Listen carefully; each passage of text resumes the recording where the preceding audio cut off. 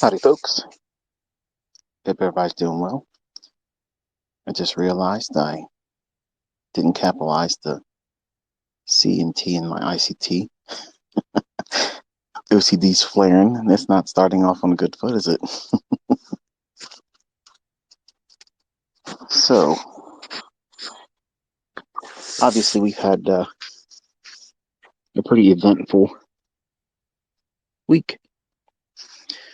So, we've seen several large trades this week, and we've seen people come in and claim that it's demo, and you've seen me put that to bed too. And you also now seen proof of what I talked about in my private mentorship. I said, if you start running up big, like consistent days and you start really smashing it, they're going to step in front of you. Okay. They're going to do things to keep you from being consistent. And I shared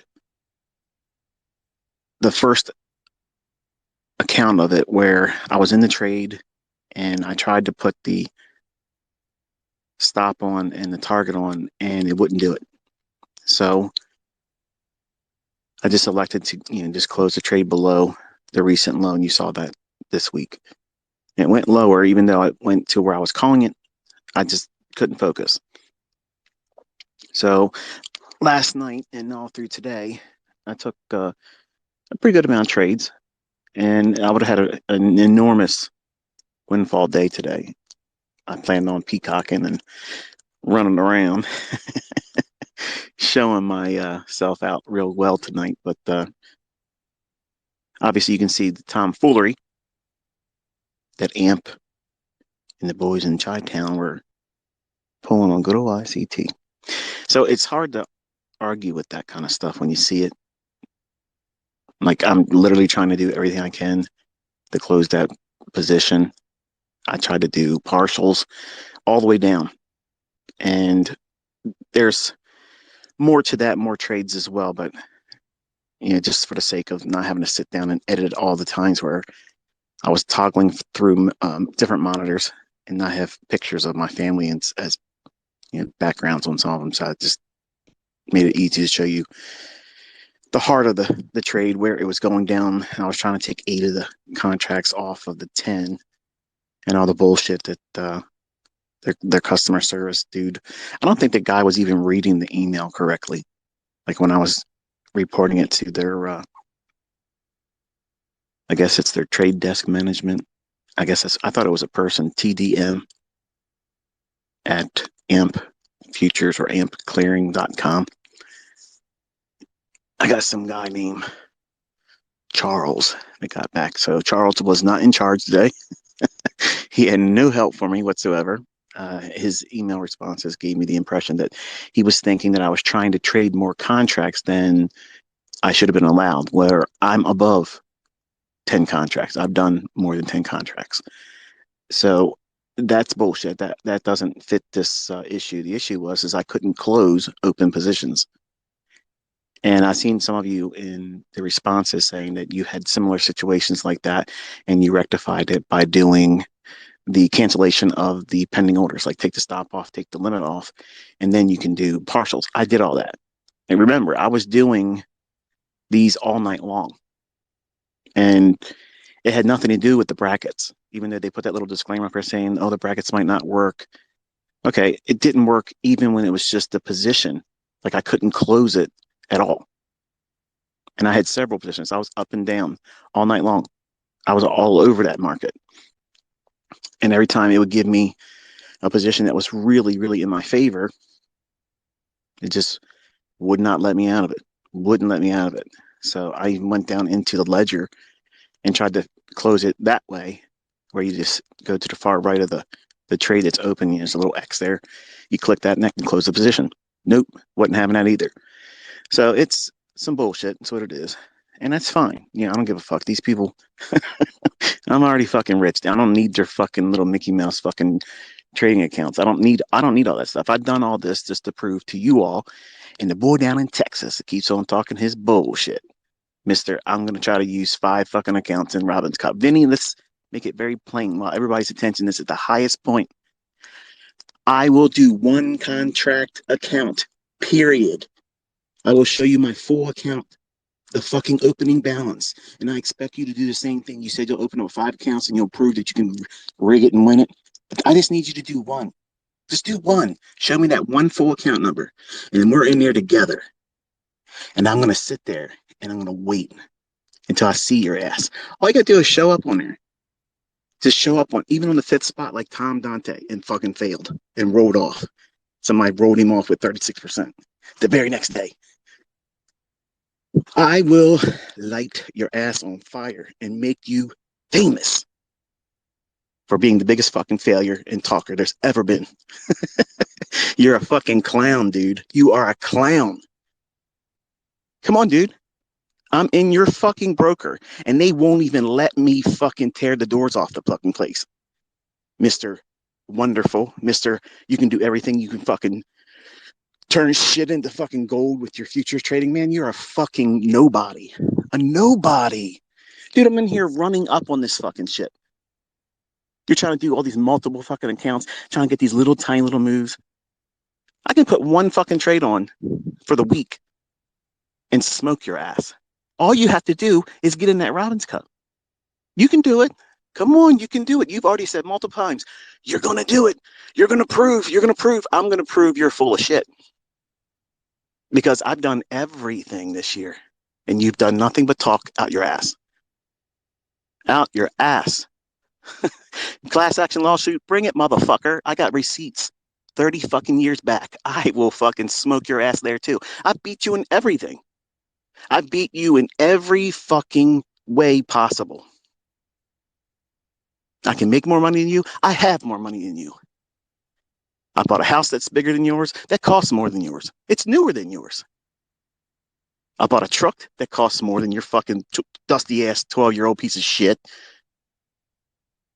Motherfucker, I pay more taxes than you earned in your entire fucking life. Okay? That's who you're fucking listening to right now, you fucking dick. I have done everything this year to beg and plead to fucking let you feel confident to come in there and show the world that you are the Alexander, the motherfucker that's going to kick ICT's ass. You're going to come up and punch you in the fucking face. Bitch, I want you to. I'll pay for your air flight. I will give you first class business fucking flight up here, and I guarantee you, you won't do shit. You fucking pussy. All this talking, bring your fucking shit. Bring your shit. Everybody sees I can fucking trade now. Everybody knows it now. And all you got to do is come to the fucking dance. I'm so good the brokers don't even want me in there anymore. Okay? I will beat you with one fucking contract. I will never trade with more than one contract in a Robbins, and I will fuck you up. I will fuck your Mickey Mouse algo box horseshit left, right, 6 fucking ways from Sunday. I will beat your motherfucking system's ass. Please, with sugar on top. Please, please find some fucking balls and join that motherfucker, because I will make you fucking infamous. You will never even come close to me. Never.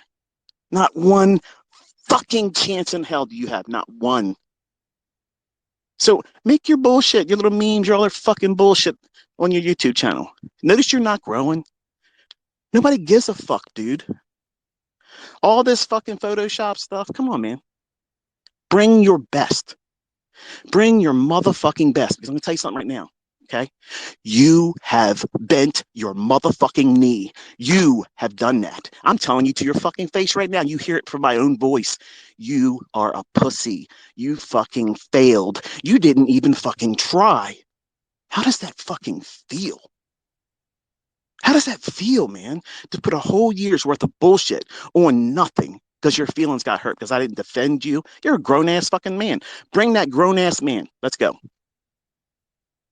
Let's give the world the fucking show that you promised them, because I am fucking ready. I am ready, dude. I am fucking ready. And what about that guy Sam, by the way? This motherfucker sitting with 8%, ain't traded in a fucking 2-week period. He probably turned his fucking MyFX book off. Dude, seriously? I probably made more money today than his account ever had. Where's the talkers at? Raja Banks. Oh, I heard what you said the other day. I'm a professor. I am a professor. I can teach good, but I can't fucking do it. Listen, son, all you got to do is take that MT4 bullshit into a real account outside of a server. Robin's Cup takes that shit. I will make you famous too. I promise. I promise. You've been polite, and I'll be polite too, but I'll still politely beat your ass in that contest. See, all you guys out here trying to jump on the fucking bandwagon, dude. You know how you? Here's how you get to be the best. Call my bluff. Call my motherfucking bluff. See if I don't get in that motherfucker and rip this shit apart. How's that? I will beat it with one contract. I will never do more than one contract. How fucking hard is that not to just go ahead and do it? You know what?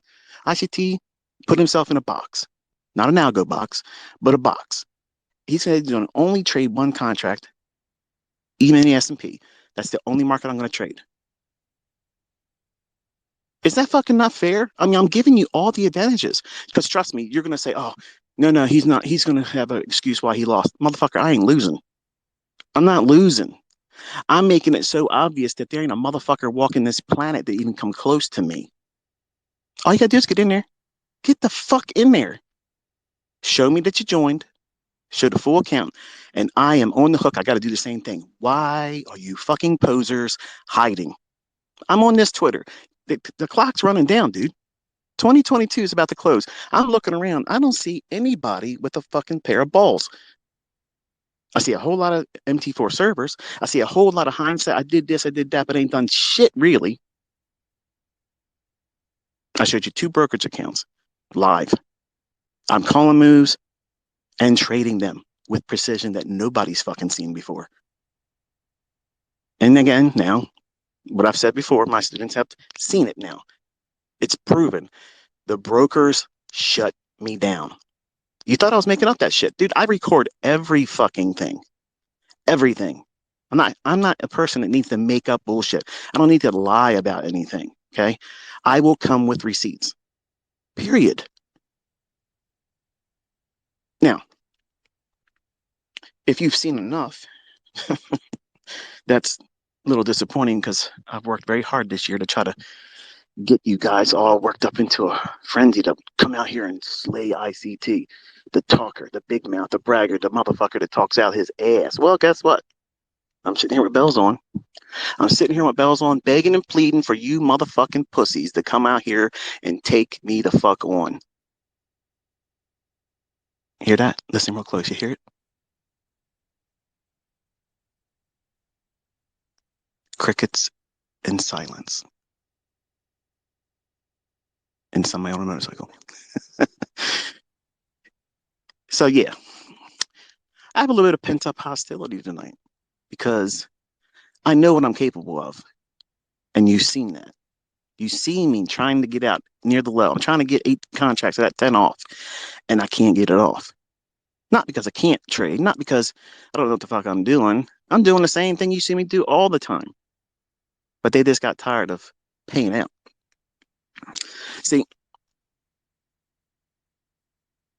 some of you guys think that you're going to walk out here and eventually get to the point where you can trade like me, be as precise as me, be as consistent as me.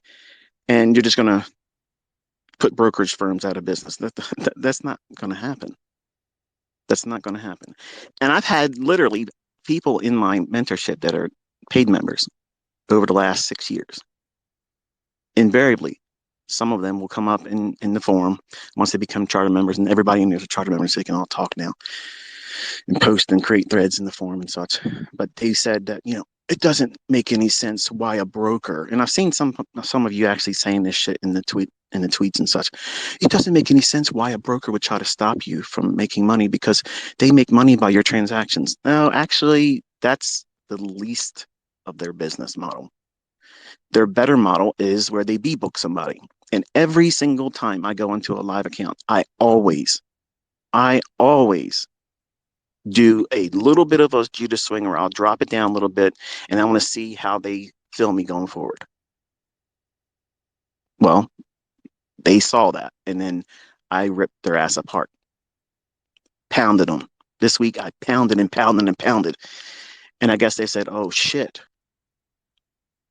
we booked the wrong motherfucker. Well, let's pull out all the dirty tricks. In Forex, I would get requotes, requotes, requotes, requotes, not executions. They would deny my executions. It would be just a requote. And some of you probably experienced that. In futures, it's no, we're rejecting your order. Rejected, rejected, rejected. And you can't get out when it's at the highest point of the partial or at where you were trying to get out. In other words, I saw it trying to turn and I wanted to get at least 8 of the 10 off. Nope, denied me. Watch it on the Twitter video I just posted. It's the very last one I was trying to close. Wouldn't do it. Wouldn't let me do it. So, I mean, in the grand scheme of things, it's not a lot of money. It's the general principle of it all. I'm thankful that it happened this week because that way it's one more thing that I told my students that would happen if you try to be too perfect and you just hammer them. They're not going to let you do that. They will not let you do that. The world's rigged. The markets are rigged. Everything about this whole show is every bit 100% manipulated. And you have to operate in some small little scope, this small little window of, okay, I'll take some meat out of the marketplace. And then you got to do some nonsensical trades, shit that doesn't make any sense. Go in when you know it's likely to go down, buy it, hold it for a little bit, then get out. You have to muddy the waters up. Otherwise, you put a big spotlight on yourself. And then all of a sudden, you have the shit that you saw this week with me. Now, you can argue and you can say, oh, this guy's making up excuses. Dude, I'm making money. I'm making money. The trades are in massive profits. I can't get out of them. I'm not crying about not being able to put a trade on. I'm in the trades. I'm not crying about a trade not being profitable. I'm in the highest point of the profit and they won't let me out of it. That's the kind of shit that was going on in 2001 and 2002 with Forex. Currency moves like that. They when they first started, you know, they had bucket shop brokers that would pull that kind of shit all the time. And I fell victim to that same type of shit then. And the only thing you can do is just close the account. So I'm not really interested in continuing a business partnership with this brokerage firm because they've already shown their colors to me and I'm not interested. And I have shown anybody that's willing to listen to what I put out, not my opinion, not some conjecture, not some, I'm mad because I lost money. No, I fucking made money, but you didn't let me have the amount of money I earned. There's a difference there. Okay. So the dumbasses that are coming in there in my comment section on my videos saying, oh, you proved yourself as a fraud. How the fuck is me sitting in a profitable trade, 13,000, bagged the fuck out and not being able to close the position out? How's that fraud? Come on now. You've seen me in positions larger than 10 contracts. So it's obvious. Okay. It's obvious. They were doing whatever they could to fuck with me. And I get it. I mean, you can't beat me. So get me to the point where I don't want to do business with you and close the account. That's fine. No problem. But you're going to fucking pay me what I earned. And then it's no problem. But my shit's going to stay up about you as a company. AMP Futures is trash. That fucking company is garbage. It's trash. I would not fucking do business with them. And I don't care if you believe me or take my word of advice. I don't give a fuck. I don't ever talk about brokerage firms. There's only 2 I've ever really mentioned. It's FXCM because they're trash, and now AMP Futures. And I've beat their ass. They were keeping me from taking out, period. So where's your excuse? Where's the angle on that? Exactly. So I know sometimes when you see things like this or hear about it, it feels a little bit disheartening because it may feel like you're taking a huge step back. Like, oh no, that was the broker I was going to go with because I could start with a little bit of money. Well, let me tell you something. If you start with a little bit of money, that little bit of money is going to be the reason why you're not going to succeed because you have to be funded correctly. So don't look at it like, it's the easy, cheap man approach. Okay, the poor man's approach to getting into a market and over leveraging. Just because they allow $300 margin for a mini contract when it's in 10, 11,000, whatever it is now, that that that should not be the reason why you're going with that broker. If it is, or if you listen to somebody that says, "Oh yeah, this is what you do.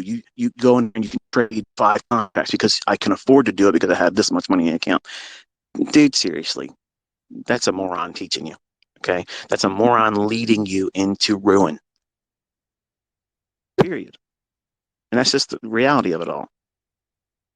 I'm not sitting here in Ninja Trader running daily performance reports that are based on market replay bullshit. I'm in a market with a real account pulling down real money. And how many times have you seen me come out this year and show day after day after day after day after day after day after day after day and show you once in a while where the human in me does something and it's not as perfect as I want it to be?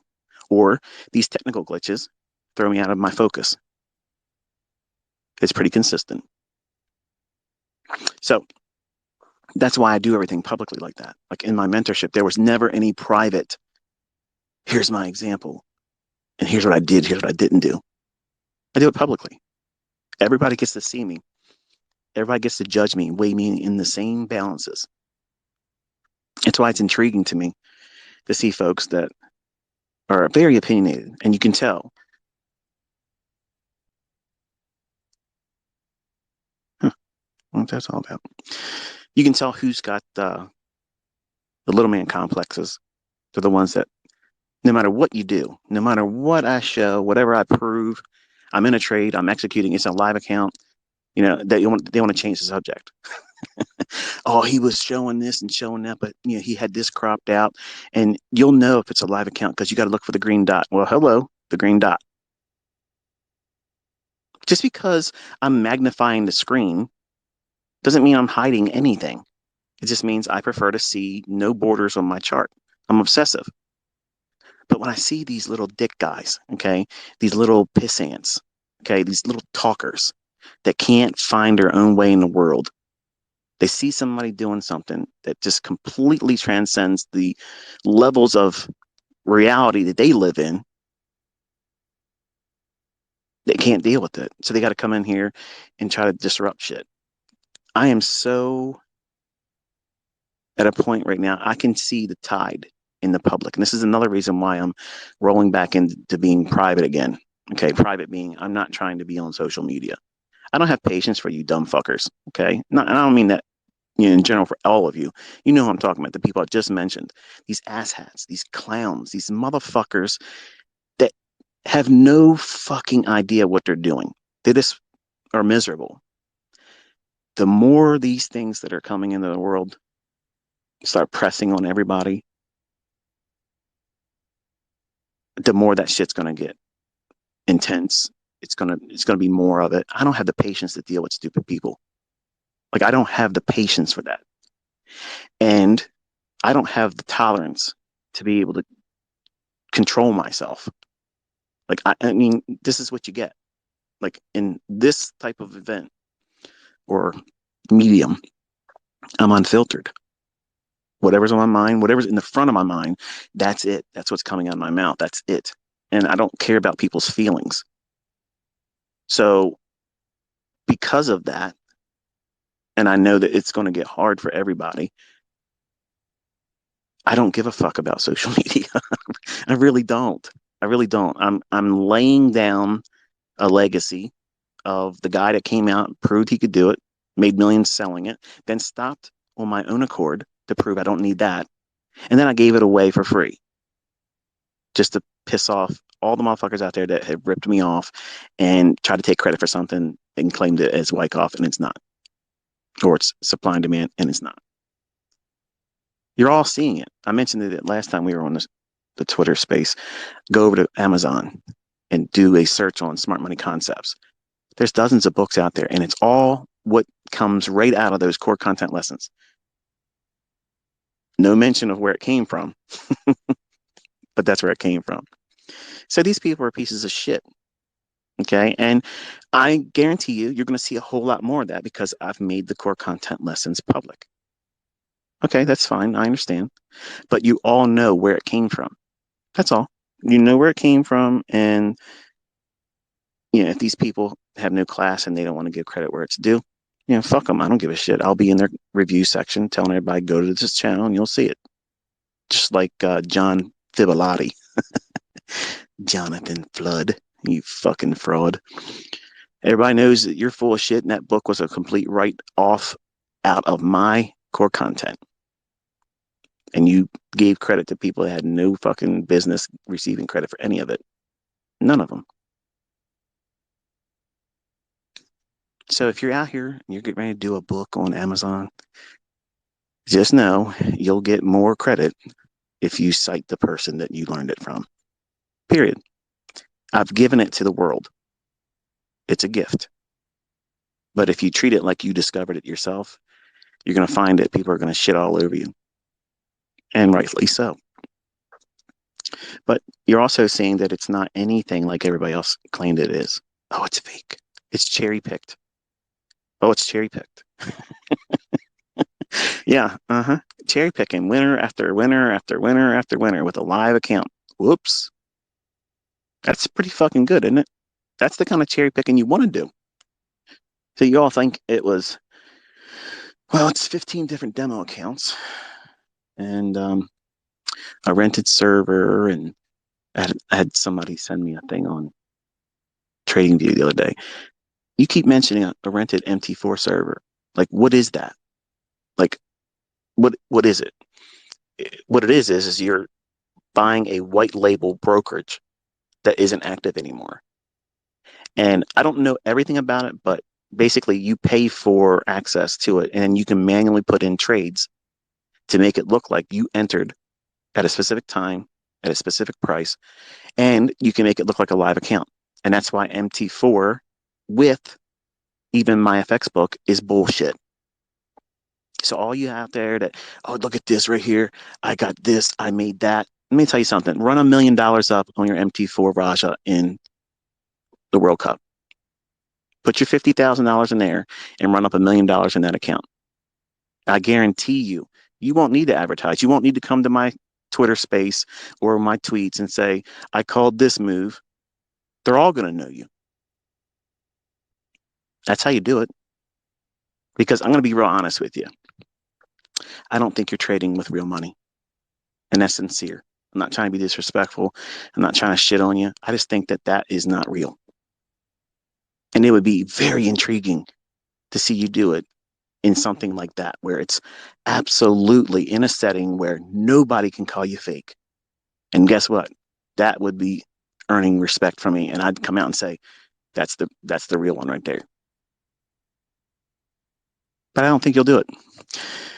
I've been inviting everybody for what? Shit. I think the first time I did it was 2012. 2012 or 2013. Some asshat came on Baby Pips and talked some shit. I was like, okay, let's go over there. They never did anything with it. But each year, there's always been somebody. And Vinny E. Mini is the one that's tried the hardest, but still ain't found his balls to go in there and do it. Now, think about it, folks. Be honest. Okay, listen to me. I know most of you think, why am I wasting my time with this guy? But because I want you to understand, he is so hell bent on finding relevance in this industry. He's willing to slander, lie, make up bullshit, Photoshop, make up nonsense, when the easiest thing in the world is to do what he says he could do, beat me. He said many times that he was going to go into Robbins and put multiple accounts. He keeps skirting around the fact that I said, I will show you my only account number. You do the same thing. log in, prove that you joined, that you registered. I will do the same fucking thing. Whatever amount of money you want to start with. You want to go in with $1 million? I will do it.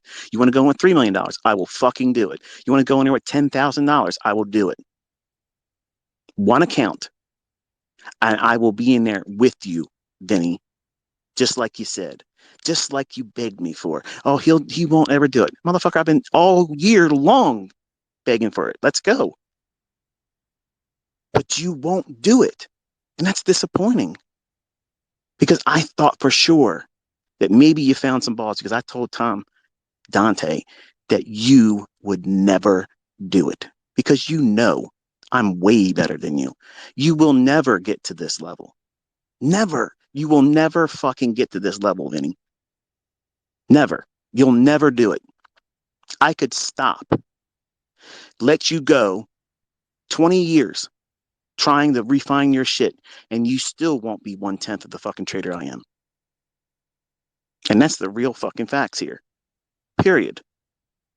I could beat your ass with just the fucking YouTube model with one contract. Call my bluff. Call my motherfucking bluff. Because once you and I are in there and it's registered and we publicly made our fucking account numbers known publicly, that's the only accounts that are going to matter. I can't use a different one. I mean, think about the logic you're saying there. I mean, folks, listen, pay attention to this for a second.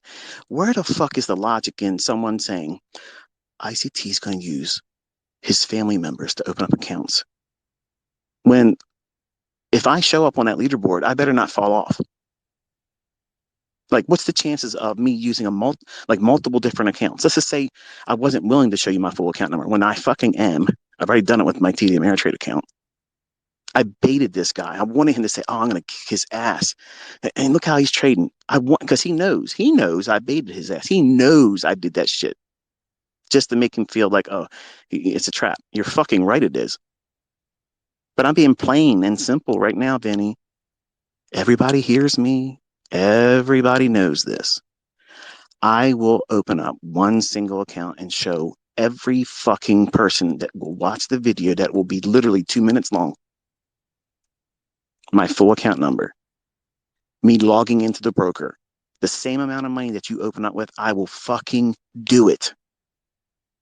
And then when you do it and I do it, I'm going to sit pat and I'm going to demand that you just show your ass just one fucking time on the leaderboard. And I'll walk to that fucking number one spot and you'll never get near me. Period. You can't beat me. You cannot come close to me. Period. The whole fucking world will see that. All you got to do is step. All you got to do is stop your bullshit. You're clowning. You're fucking talking out your ass horse shit and getting your little minions to talk for you. You're supposed to have the biggest fucking futures Discord channel, but your videos don't have any fucking views unless you put my name in it. They don't have any comment section that's filling up to support you. You begged them to defend you when you were making up lies about me. Oh, you better thumbs up my fucking comments or I'm going to ban you. What is that, dude? I know I'm unstable, but that's fucking lunatic. So you want to do a class action lawsuit? Okay, I'll beat you in court too. You want to come up here and get your ass beat? Come on up here and I'll beat your ass too. Dude, seriously. Like everything you say is fucking nonsense. Nonsense. You want my attention? I've given you my full attention. I'm willing. I cleared my whole fucking schedule, dude. I cleared my whole fucking schedule. All you have to do is come to the dance. But everybody sees you doing what I have already told them last year you would do. Talk. Talk. And talk. And I have been proven all year long. Every fucking thing. Proof. And I'm just fucking dabbling. I'm just playing around. I will absolutely stun your ass. And your algo box is shit. It's garbage, trash. It is nowhere near anything that I can do. And I don't need any of my best stuff to beat it. I don't believe you have real profitable students because they would be coming out in full force showing everybody. Do I believe that you have people that are doing something with your shit and they have hit and miss results? Yes. You have a student of mine that put out some horse shit saying that I was a fraud and he couldn't make it work because his girlfriend left him and his business failed and whatever. And he was going to be a profitable student with AlgoBox. He's not profitable, is he? I told him, you, and everybody else, he's not going to be profitable in anything. You can't make a winner out of a loser, and I can't make a winner out of a loser. I know my limitations. I'm a realist. But you can't sit around and talk about how you have all these results when it's market replay fucking performance reports. That's not a live trade, dude. I mean, you talk about me demo this and demo that. I'm in a fucking live account, man. I'm in your broker. And they shut me the fuck down. Yeah. You have no more excuse. The emperor has no clothes now. You must come to the dance. Or be the man and say, you know what? I'm not willing to do it. Okay. And I'll have respect for that. But I have not talked shit about you. I have not come at you, but it's gotten real old, man. It's gotten real old because you're trying to get a name for yourself on nothing. And normally I don't give a fuck about that kind of stuff. I don't care about that. There's a lot of that kind of shit goes on all the time. Last time I was on Twitter, same way. Talkers. I'll challenge you. And then they don't come in. Okay. So that's why you have to join, show your account number. Because hey, by some crazy twist of events that you do win, your account number needs to match. It better be the only account everybody knew you were using. I mean, think about it. Tweet to me, hell yeah, that's fair. If you think that that's fair, we both, and if Raja Banks wants to join too, anybody else that wants to join, that guy Sam, whatever the fuck his last name is, I don't know him. We all have to show the same full account number. I'm willing to do it. The same full balance and show that they're in it. And once they appear on the leaderboard, it's go time. ICT has to perform. Like seriously. Like I'm on the hook. But you won't do it. Because you're gonna look like a real piece of shit that you didn't do anything. You couldn't even keep up. And your only excuse is going to be, well, I just wanted to see him do it. Like Tom Dante foolishly tried to say. I wasn't really challenging because he didn't call me out. That never happened. He appeared because somebody on the fifth spot fell out. They blew out. And his 40% showed up for one day. And then someone with 36% the next day knocked him off. Whoops. And he was quick to say, well, I really just wanted to see what was happening. I wasn't really trying to win it. Nobody goes into a fucking competition like that and not try to win it. It's always been get on the leaderboard first spot, call me out. Benny, all you got to do is get in number 5. And it's go time. I promise you, I will whip your ass. I won't say anything. I won't talk smack while I'm doing it. I will just do it.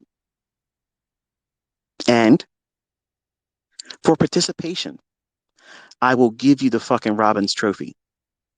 I'll drive my Class A RV right down into your little neighborhood, knock on your fucking door, and hand deliver it to you, and you can live stream it.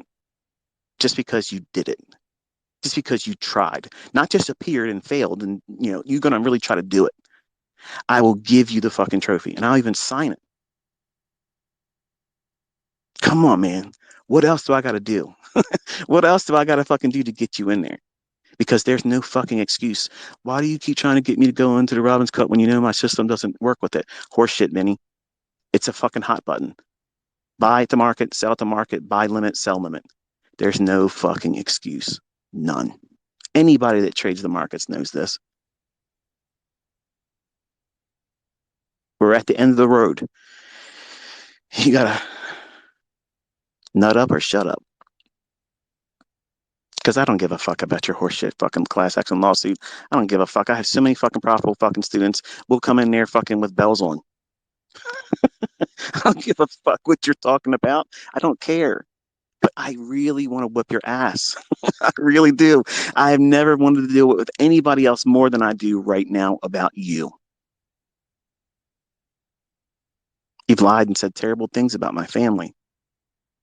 And it's taken a great deal of composure, meditation, and prayer not to come down to fucking Texas and get locked up. But I know why you're doing it. I get it. You made up the fucking stories that you fucking did to try to get cancel culture to come down at me. Listen, these people have received something that they know is real. And they know the person talking right now isn't selling them anything. I don't need them to buy my AlgoBox subscription license, none of that bullshit. I don't need to do a helpings hand fucking bullshit, okay, that only gets them in there and then they got to pay full price. I don't need to sell shit. Like, I'm bagged out. I don't fucking need any of that stuff. And my real students know this about me. They don't need to worry about an upsell. There's no service coming.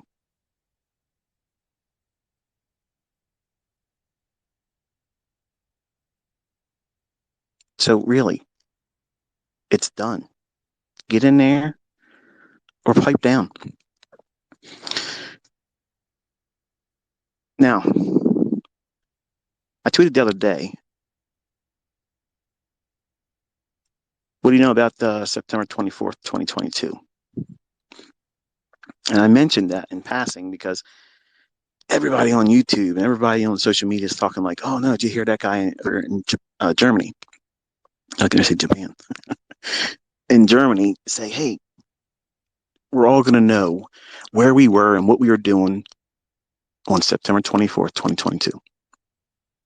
But what you don't realize is that guy was talking about Russia invading Ukraine on February 24th, but misspoke and called it September. And you can hear everyone in the room sighing, like, because he said the wrong date. And, anybody's capable of doing it. I mean, I've done it even in my lectures. I've said something, I called a PD array something that it wasn't because my mind's going 100 miles an hour and it's human error. But he made the error of calling the day that Russia invaded Ukraine, which is, again, February 24th, 2022.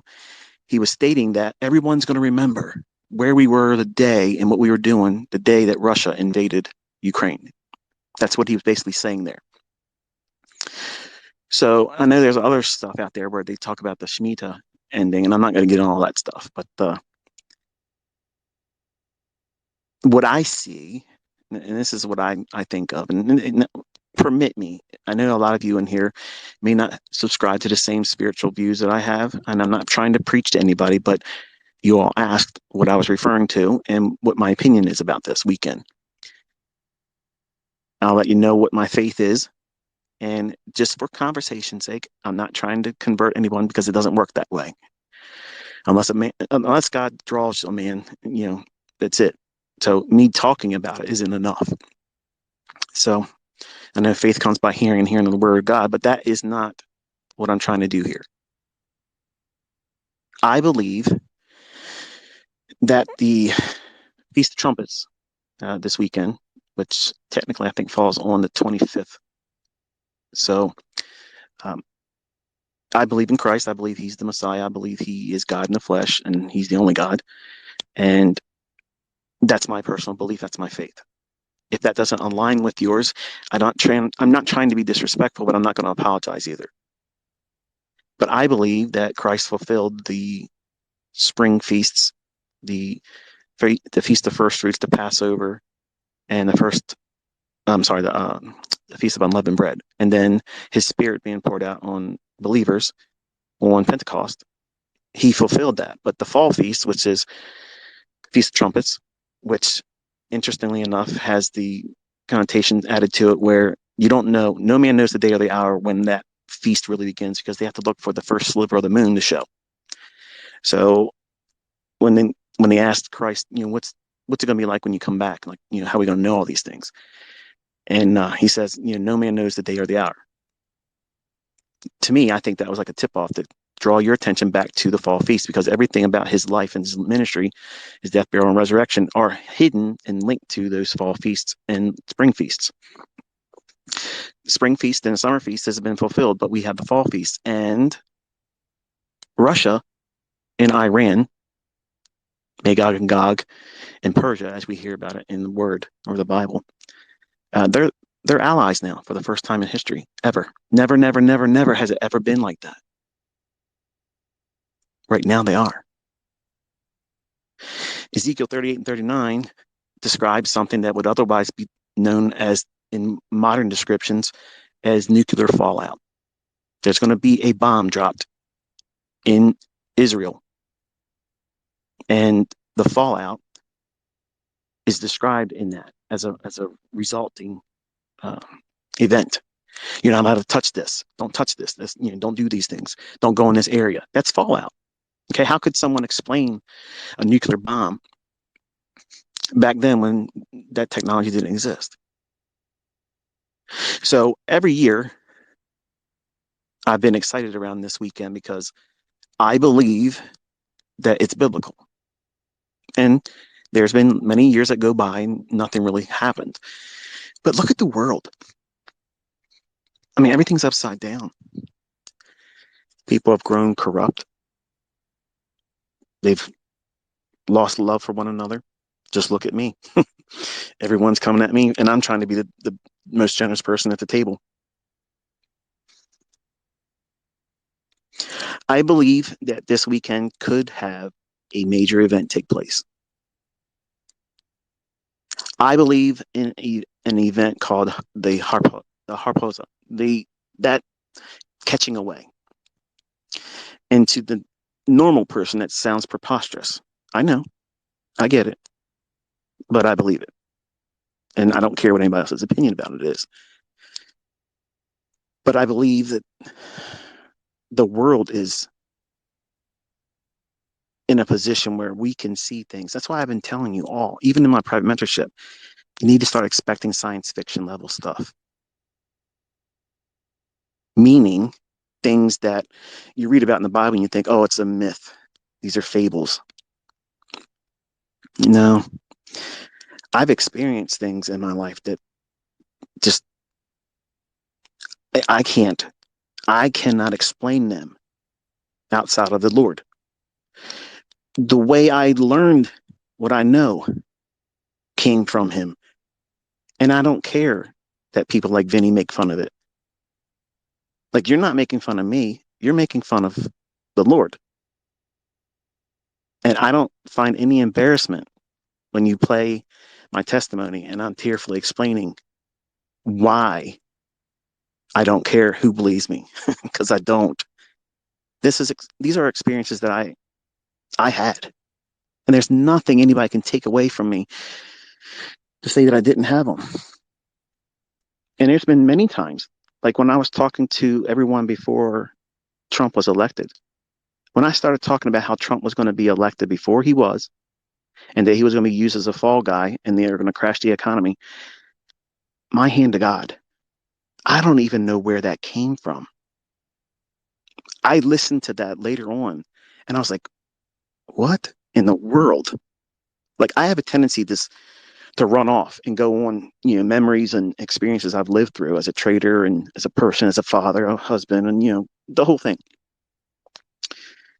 But when I was telling everybody that, I didn't understand where it was coming from. But man alive, it all came to pass.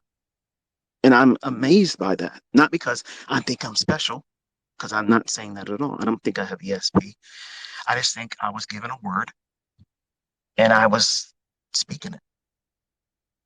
And sometimes when it comes to the economy, and sometimes when it comes to the marketplace, especially like on longer term things, I feel that same unction. And I say it. I don't fear being wrong. I don't fear how it might be viewed by other people that would have a different opinion. So-called uh, macroeconomic majors and talking heads. I don't care what anybody else thinks. I don't get my information from other people. I don't go to Twitter. I don't go to news sources and try to figure out what's going to happen.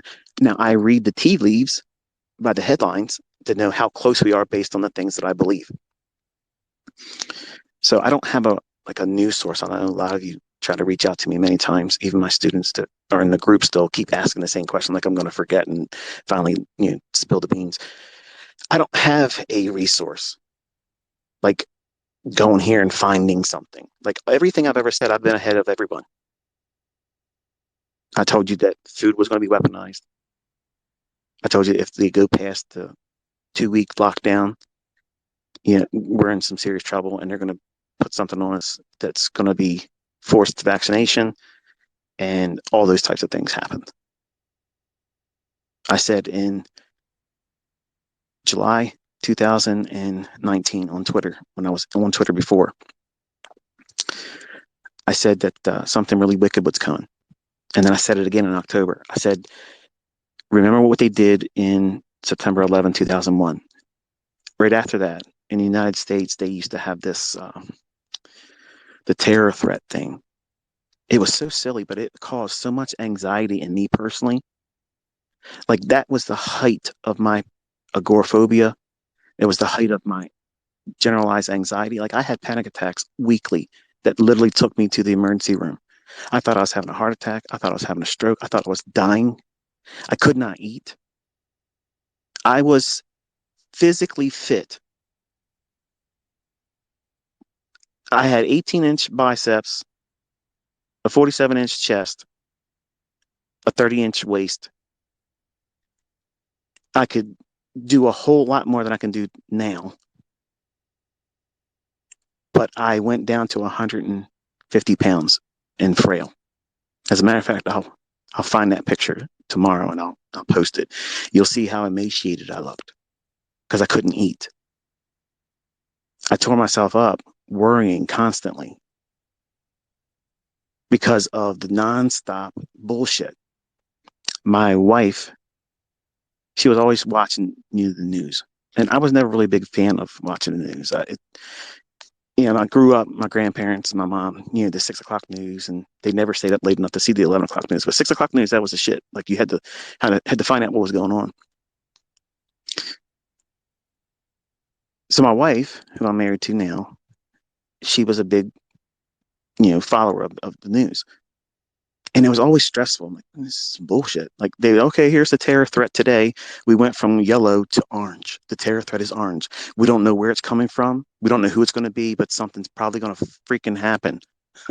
Somebody's going to do something to us. Somebody's going to blow up something. Someone's going to drop a plane on your house. Like that's the kind of stuff that caused in me.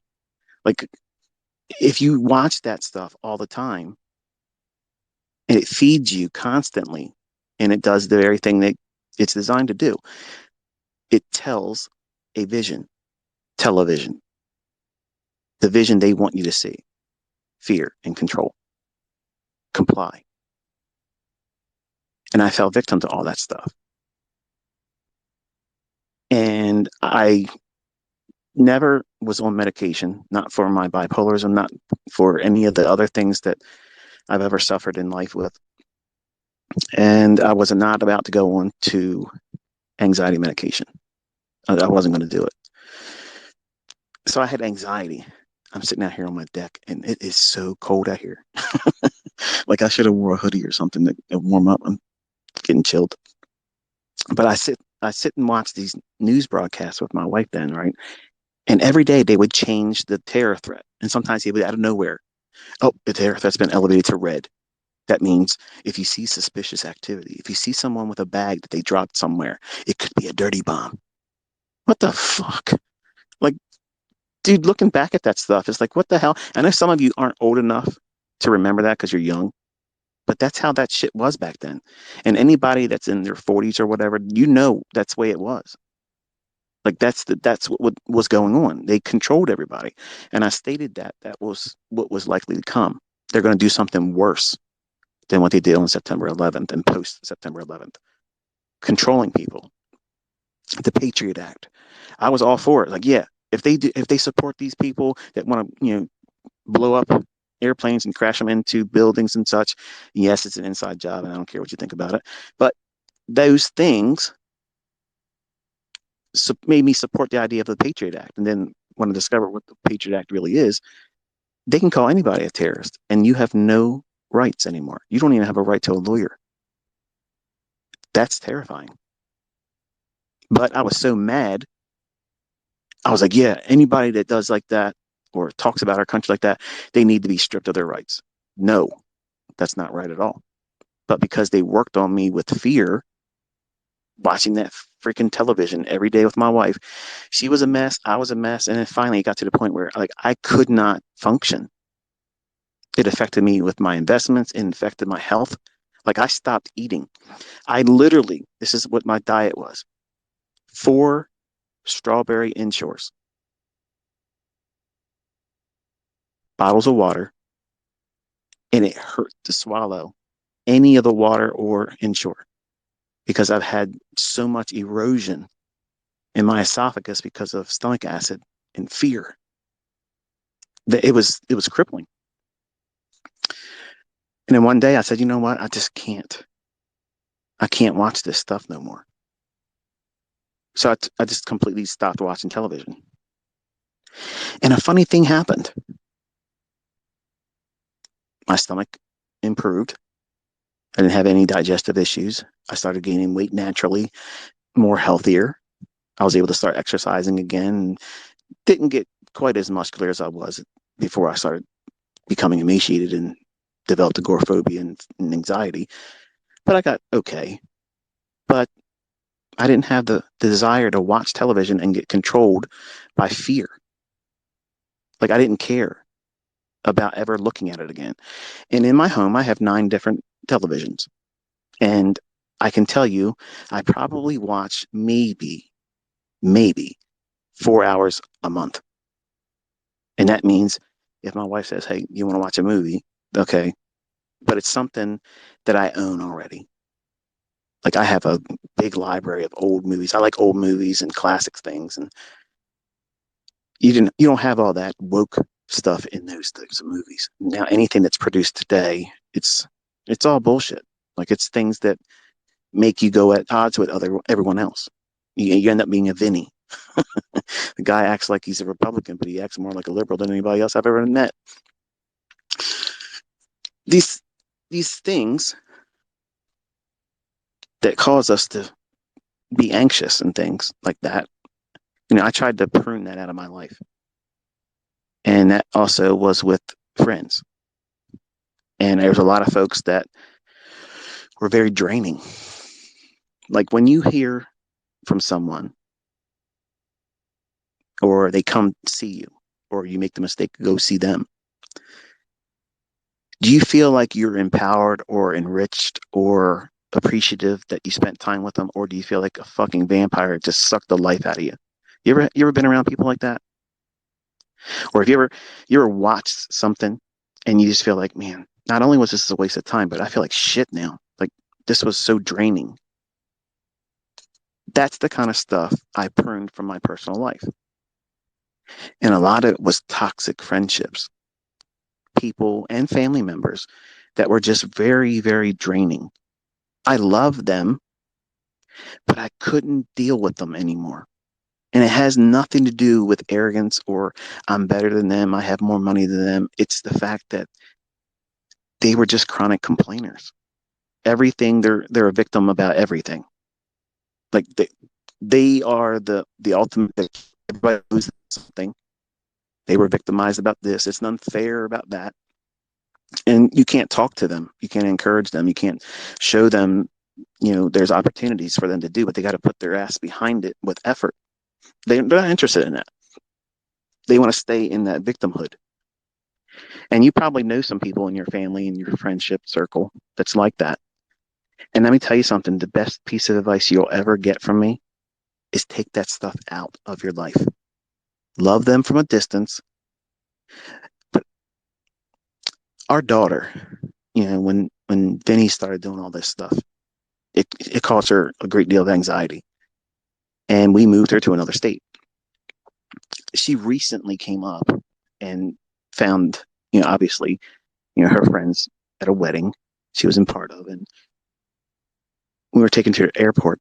She says, I don't think I belong around them anymore.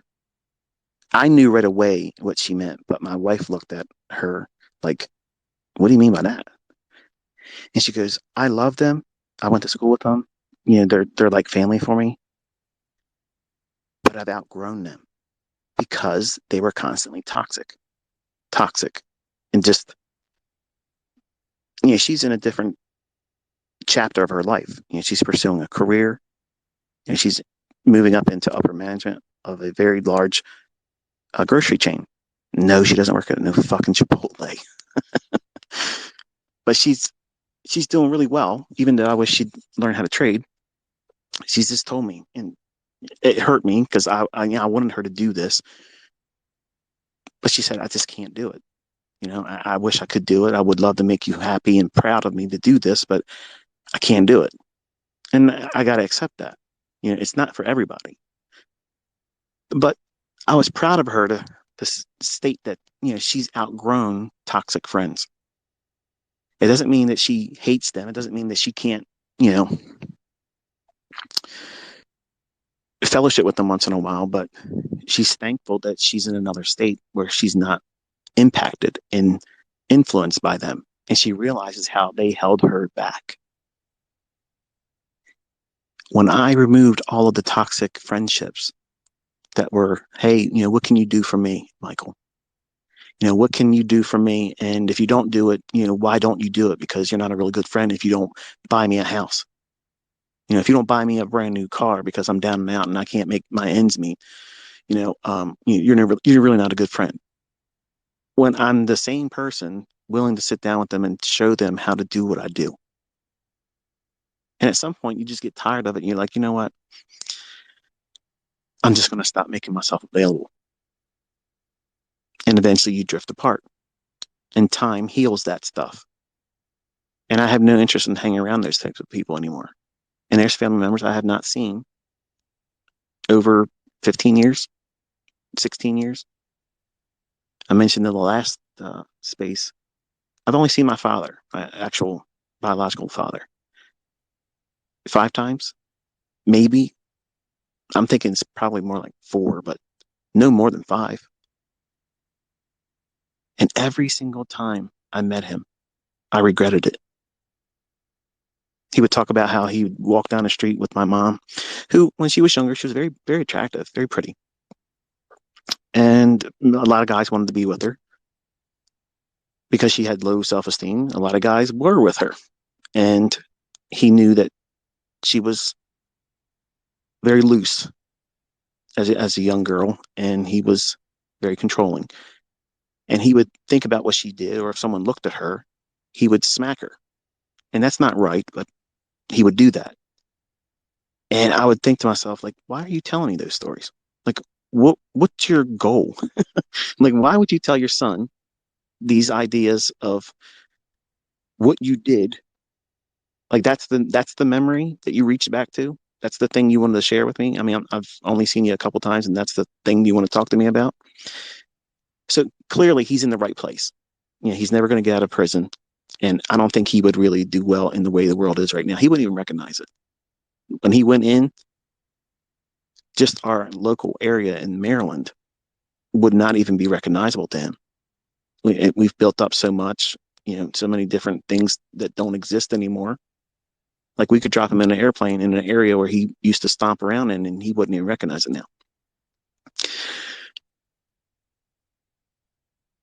So he was upset with me because I would not give him money for a lawyer to get out of jail when I already know he's not getting out of jail. He's got so many things against him. He's never getting out. And I tried to explain to him that, I understand what he wants, but you got 2 consecutive life sentences plus 20 years, and you picked up more time. escaping Maryland Penitentiary in '83.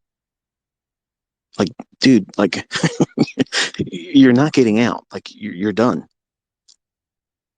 So I told myself, I'm not going to do that.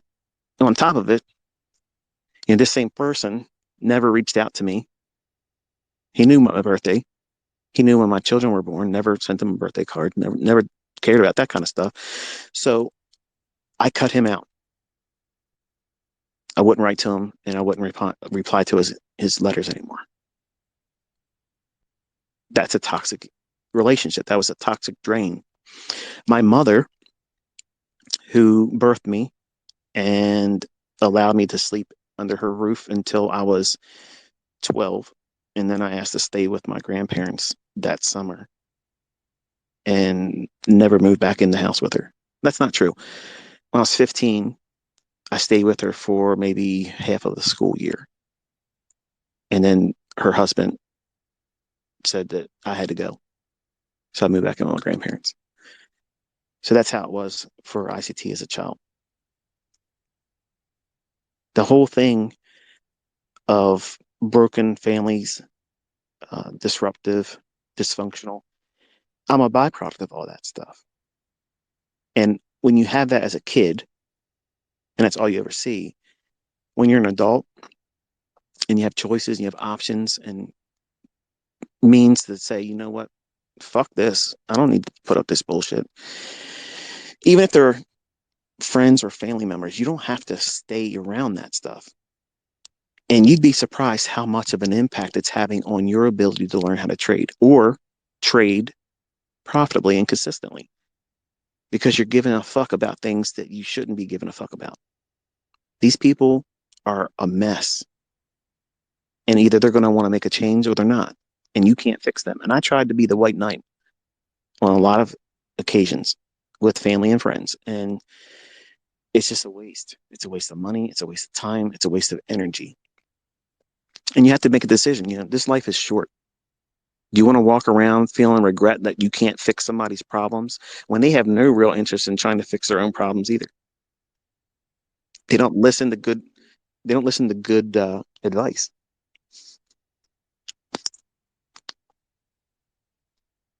Got to make sure you guys can see this. I'm not sure if it's still going or not.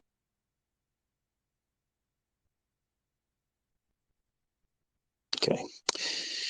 So one of the best things that I did was remove all that kind of stuff.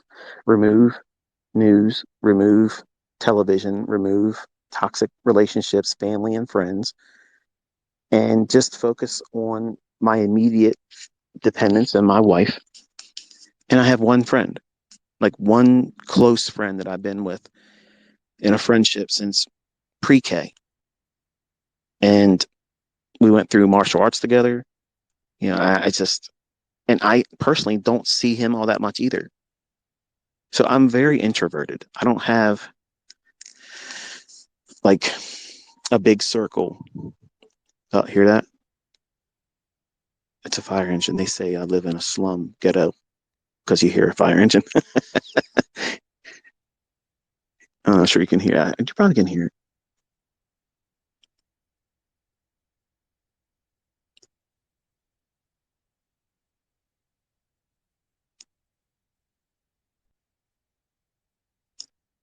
Trying to figure out if it's coming our direction or moving away from it. It sounds like it's going away.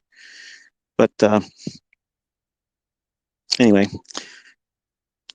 there's a lot of things that you probably don't realize that are going to impact or is impacting your development or maybe distracting you. And it might be, I had one of my students reach out to me and it was a little upsetting and I felt sorry for her. She's one of the members in the mentorship. She sent me an email and I finally got to it, but it's like from the beginning of the year. She says, hey, I'm not sure what to say about this. I just feel like I just want to tell you this. And I know you probably can't do anything about it, but me and my boyfriend, we joined your mentorship together. We were doing it as a co-op. We were learning it together. And we got one of our friends involved too. And he ended up breaking up with her. And she just was completely destroyed by it. She felt like that was going to be her partner, not only in trading, but in her life. And it took her completely out of the whole focus of doing it. Guys, I found as my students, they're more affected by the acceptance of their bros. Okay. How um, their image is weighed in the view of others, their peers. And that's why you see them doing what they do on social media and with their cars and their things. And they try to look a certain thing in a certain way. And I found that the females in my, the ladies in my mentorship, please don't come at me about the genders, okay? Because I'm a man, I'm a girl kind of guy, and you're not going to convince me otherwise. And if that offends you, I'm sorry, but I'm not sorry. But the idea of a lady or a woman having her hopes set on being in a relationship and the man, doing whatever he does, and it happens, folks, it's the way it is, he leaves her.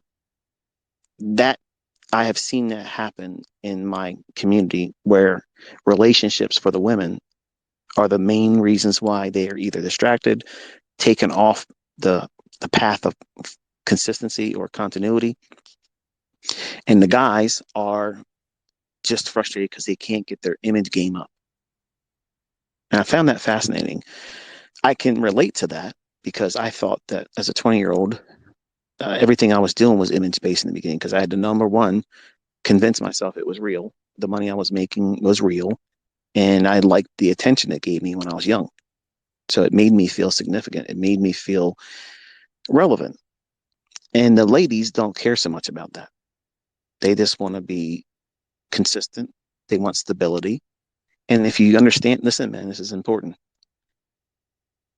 Women want to be in a stable environment. They want their investments stable, just like they want their men. They don't want a rocky relationship. They don't want a man that's, once in a while there. They're not going to be reliable and dependable. And that's how they want their trading to be. Men, ladies, this is for you.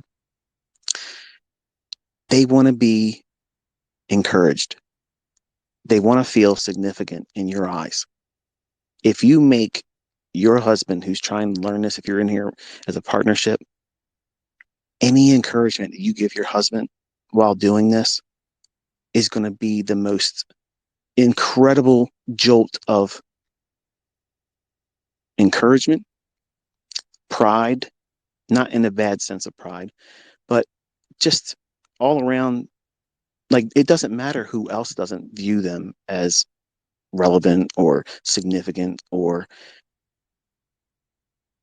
well, put together. See, a man, I can tell you this, and this is in honesty. I love my wife, and she gets on my nerves with a lot of things that she thinks and the way she acts and says, but she can undo me and completely undo me if she says anything about me as a husband, as a father, or when she comes at me with, I'm spending too much time doing what I'm doing with mentoring, because those things mean something to me. And that's why I said last time we talked, I felt like I've been freed when she said she understood it now, and she's said it was worth it for her to endure all the stuff that she's done since we've been together. But when she encourages me, I don't care how many of you say, thank you, ICT, I appreciate this. When she did that, I don't care how many of you said it in the past, how many you will do it in the future. I don't care. They don't even come close to her having said that. So, ladies, if your husband or boyfriend is in this and you're hearing this, the best thing you can do is encourage them. Because if they know you're in their corner, man, that's what they need. They need to understand that you understand why they're doing it.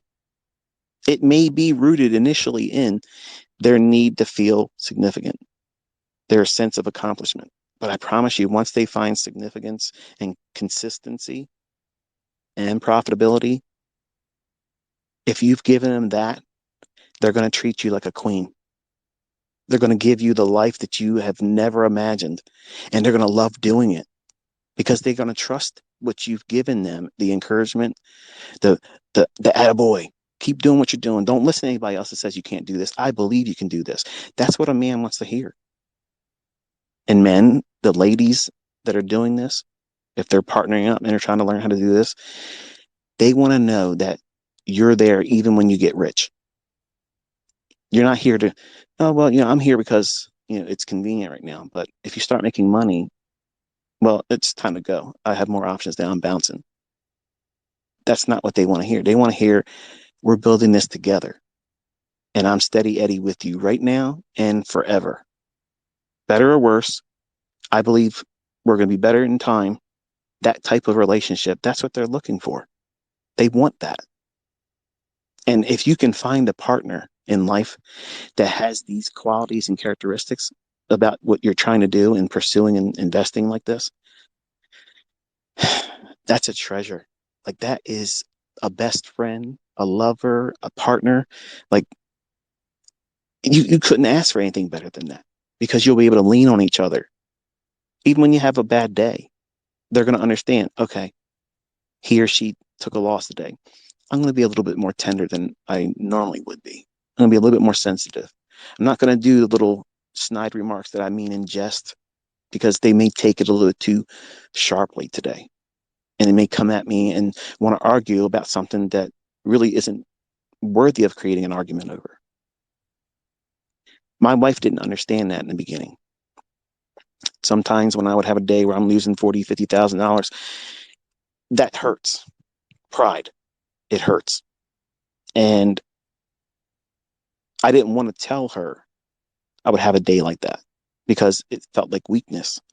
And I didn't want her to look at me, because she still don't have any idea how to manage the kind of money we have. Like, she just, it's outside of her, well, comfort. She gets nervous dealing with the big numbers, and she gets nervous with all of it.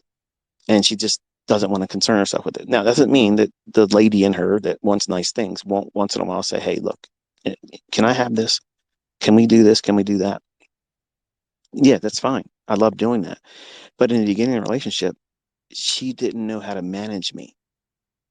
Like, I'm easily provoked. I'm easily sent into a rage. I'm easily taken out of focus. And when a man like me, and men in general, ladies, when we hurt ourselves with decisions that we made and we lost money, like, let's be real honest, man. It's like a woman telling you got a little dick. Like, that's the thing. That's the thing a guy does not want to hear. It may not even be true, but if a woman tells that to a man, they can laugh outside, oh yeah, whatever. But in trading, and you take a loss, and then you don't respect that uncomfortable period that they're going through, or you make light of it, you're going to have an argument with that man. You're going to have an argument with that man. He is absolutely going to do something that's going to set off a powder keg, and it's needless. I have learned as a husband and a trader that every conversation shouldn't be around trading. Because my conversations with my wife in the beginning were about what I was trying to do, what my goals were, what I was trying to earn, what I was trying to do this for. And it takes over everything. And she's right when she said that, she was jealous because it was always her backseat to trading. And then when I started teaching, it was even further from me. It was trading, teaching, than her. And I wasn't doing a very good job of being a husband. I wasn't doing a very good job of being a father. But at the time, I thought I was doing everything right, because I was earning, providing, and giving them a lifestyle and everything else. But sometimes men need to have a gentle little reminder. And I wish she would have had the understanding of how to steer me differently. So as a 50-year-old man that has gone through that, I hopefully have given you some younger folks ways to try not to do those same things. Because while I do love my wife and I'm absolutely in love with her and happy, she's she's everything to me. Like she's my best friend. I don't have a history where I can say I was the best. I haven't done anything outside of a relationship, but I was not always there for her when she needed me for those types of things, like the emotional leaning on. I was always in front of charts. And then when I started teaching, I was always in front of charts, trading, and then doing videos and answering emails and talking and doing all kinds of things. And she had very little of my time. So, what real significance is there being rich, having a lot of money, being successful, but not really being together? Is that happiness in her eyes? No. And that part, I wish I could go back and fix. I can't. That's like I can't go back and be the dad in the times when I should have been. And it's real easy, folks. It's real easy to lose sight of all that stuff and get caught up in the money, get caught up in the fame, get caught up in the sense of relevance. And for a man, it's so much easier to fall into that trap because it's the caveman mentality. That's what anybody that's coming at me to try to get a name for themselves, it's the caveman mentality. They got a club. They want to come out here and try to bonk me on the head in front of everybody and say, see that? He's just talk. Men think like that. We think like cavemen. We want something. Okay, let's leave the cave, go out and bonk it over the head, drag it home. It's yours. Women don't think that way. Women are organization, stability, home, not housekeeping, folks. Home, building a home, a family. Men are conquer, fight, acquire, seize by force, earn. That's our language. That's the way we're wired. Women aren't wired that way. So, as a relationship model, you have to be aware of how each of you think about things, and investing will bring out the worst of you if you let it, even if you're successful. And it doesn't make any sense, especially if you just recently started and you haven't tasted success yet. It doesn't make any sense to hear these types of things. If you're young, you're thinking, well, I'm not getting married. I ain't having any kids. Our daughter tells us all the time. She said it to us when we were driving to the airport. She goes, Dad, I don't think I'm having any kids. And I'm thinking to myself, of all my children, I'm thankful for that. Because she's not a motherly person. Like she's got a lot of issues and she's got a focus on career, and I think it would just derail her. And it might change when she's older, but right now I think she's making the right decision by not really doing that. I think my son Cameron, I think he is probably going to be the first one to get someone pregnant. He's the Don Juan of my boys. He's he wants to be the lover of everybody, and he's got a girlfriend, but I know she's going to be moving away soon and going to college in Florida.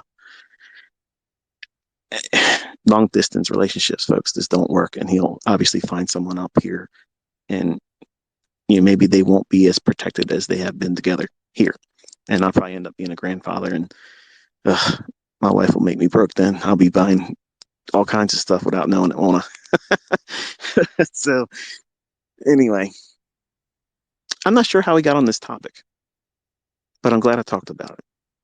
I'm glad I mentioned it because I don't think I've ever really sat down and thought about it as a topic, but I guess this is what you get when there's no script and no filter. You just find yourself in a rabbit trail and down a rabbit hole. But maybe you haven't given that much thought to relationships. It's easy to think as a young man, she's either going to be on my side or she's going back to the streets. Hmm. I can tell you one of my secret weapons is having a woman in my life that understands me. She understands that I'm bipolar. She understands that I'm not going to be stable all the time. She understands that I am result driven. Success is an important thing to me. Being the best is important to me. And when I don't hit a mark that I'm aiming for, or I incur a loss, that is something that will weigh heavily on me if she makes light of it. Because I view that, like any other man would, is you're making fun of me and you're mocking me in my strength. You're coming at me and attacking my strength when it's not really meant by her to do that when we were younger. That's where we would argue. That's where our argument stemmed from, because it was my inability to be stable, which is what she was looking for. And she wanted to be able to be silly and make light of something that, if I was able to be stable and not bipolar, I wouldn't go off into some rage about something such an insignificant remark about it's just money. You know, how many times have you lost in your whole career? Well, wait a minute now. That's not what I want to hear. I want to hear it's okay, honey. You'll make it back. That's what I wanted to hear. But if it was something snide and silly or trying to, backhanded comment to, she thought she was being funny and joke. But in my mind, it's like, what did you just say to me? I think it's time for a divorce. Not that effect, but I mean, it would be hurtful. That's how I would see it, because I wanted her to be always in my corner, always encouraging, but I never asked her to do that. And then one day when I thought about what I would want to see in her as a response of me being a better husband, I said, you know what, I have to be the one that changes first. I got to be that change. So if I change first, maybe she'll see it and it'll get her attention. And it worked. And that's biblical. You have to change first. And if they love you, they'll recognize it and they'll be more patient, more tender towards you. And that's really essential. If you're going to be trading, if you're going to be in here risking money, it's not just your money, fella. It's not just your money, ma'am. If you're a partner, if you're in a relationship, if you're in a marriage, it's both of your money. And when I was younger, I viewed my money as my money. No bank accounts together, no access to funds. It was she earned whatever she could earn, and I had what I had. And what I made was mine. If I gave her something, then I gave it to her. That was not right. But admittedly, I didn't trust her. She didn't come from money. And at the beginning of our relationship, her mother was like, I'll give you guys 6 months. And it was kind of a weird way we got together, but it was a toxic start. Her family members were jealous. They didn't like the fact that I lived a certain way, and they thought I was just going to run with her for a little while and throw her to the side. And I didn't have that view at all. Like, I was interested in her, and she had a child. I had a child. I figured it'd be easy for me to get with someone that understood what it's like to be a single parent. And men, if you're involved with someone that has a child, you have to be very tender towards that. And it's hard. I know it's very difficult. You're going to have likely another man in the relationship, and that's hard to deal with. Ladies, you got to be aware of that. It takes a very special man, a real man, really, to put up with that kind of stuff. And if you invite all these things into your trading, it's going to weigh on it. These are all things that you have to keep smooth. You have to have a balanced life. And it's easy when you're young to not think that these are going to be a factor. And folks like me and older than me that are listening to this, it's like, you know what I'm saying. You've done it too. And nobody could prepare you for it. Even me talking about it really isn't going to prepare you for it. But at least, hopefully, it'll be in the forefront of your mind. as a real catalyst as to what's stressing you out, what's causing you to worry about being successful so quick. Because some of you might be wanting to just be successful so you get the hell out of that relationship because you know it's toxic, but you're stuck. You're not stuck. You're never stuck. But some of you might view it like that. And that feeling of being stuck in a toxic relationship will make you do what? Oh, man, I gotta make money. If I can make money, I can get out of this bullshit. I can get my own place, make my own ends meet. I don't have to rely on that second income from this person, whether it be the lady or the male in the relationship or a significant other. If that's what you're enduring, it would be better for you to get out of a toxic relationship and then focus on trading, because you're going to try to do things emotionally to spur on a faster reaction or response or result that's probably not going to be what you were hoping for, because you're being impulsive. You want to get out of that painful relationship, that environment that is not conducive for a healthy lifestyle, happiness. You're going to want to do things to get yourself out of that. And you're thinking money's the answer to that. And you're going to find that it's impossible to be profitable like that. It's impossible. How do I know? I tried to earn my first wife back rushing into live trading because I thought that, hey, I love this girl. She was my first. And gentlemen, she looked exactly like Alicia Silverstone. And I got receipts and proof to show you in pictures. Gorgeous. And I wasn't trading when I married her. I was in college and getting a degree in computer science. And she wasn't willing to wait. She thought that I was spending too much time with school and did something outside of our marriage, and there it is. But even knowing that, I still would have went back with her because I loved her. And I thought if I rushed out there when she and I separated that year, I was trying very hard to find success. If I could have completed my courses and learned everything else just to learn faster, I would have done it. I poured everything into building myself up because my pride, like everybody knew that this woman, this young girl actually, she was 16 when I married her. I was 18. Right out of high school, she was still in high school. I had to get her parents' signature and approval for marriage. So, yeah, it kind of puts it in perspective, doesn't it? That's almost a guarantee not to work. But she was in a household where her stepfather abused her sexually since she was 8 years old. And I was willing to do anything I could to not kill this man. And I asked my grandfather, I said, hey, can Angel, can she move in?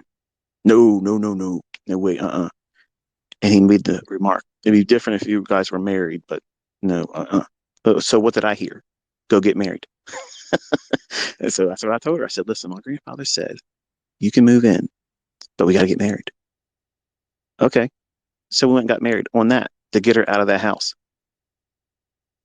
Now, this is the same person that I stood out at 6 o'clock in the morning with my grandmother's largest butcher knife that I was going to run through both kidneys and through the neck of this fucker that was abusing her. And he decided not to go to work that day. The next door neighbor,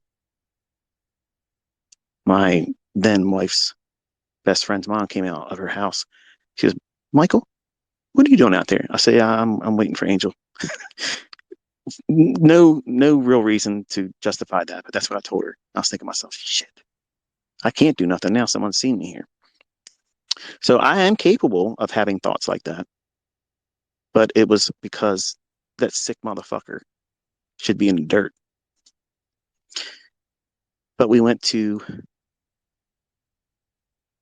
the authorities and had him removed from the home. But she was already moved in and married with me. But he ended up coming back because his own daughter and stepdaughters that he was messing around with, they dropped the charges because her mother said, say it didn't happen. So he was allowed to come back in the house. So I was married to this girl, and for a little less than 2 years we were together. And obviously you can't complete college in 2 years, right? She would work and I'm going to school. I'd come home and I'd study. No trading. None of that stuff was going on. And we divorced in 1992 and November 5th at 9 p.m. on Thursday night, ICT was born. I read my first trading book about stupid shit that Ken Roberts wrote about that doesn't work, that I lost money on. But I was passionate. Like, I was thinking to myself, I'll win her back. I'll win her back. I'll get successful at this. I'll make a lot of money. I'll make a name for myself. And I rushed in multiple times.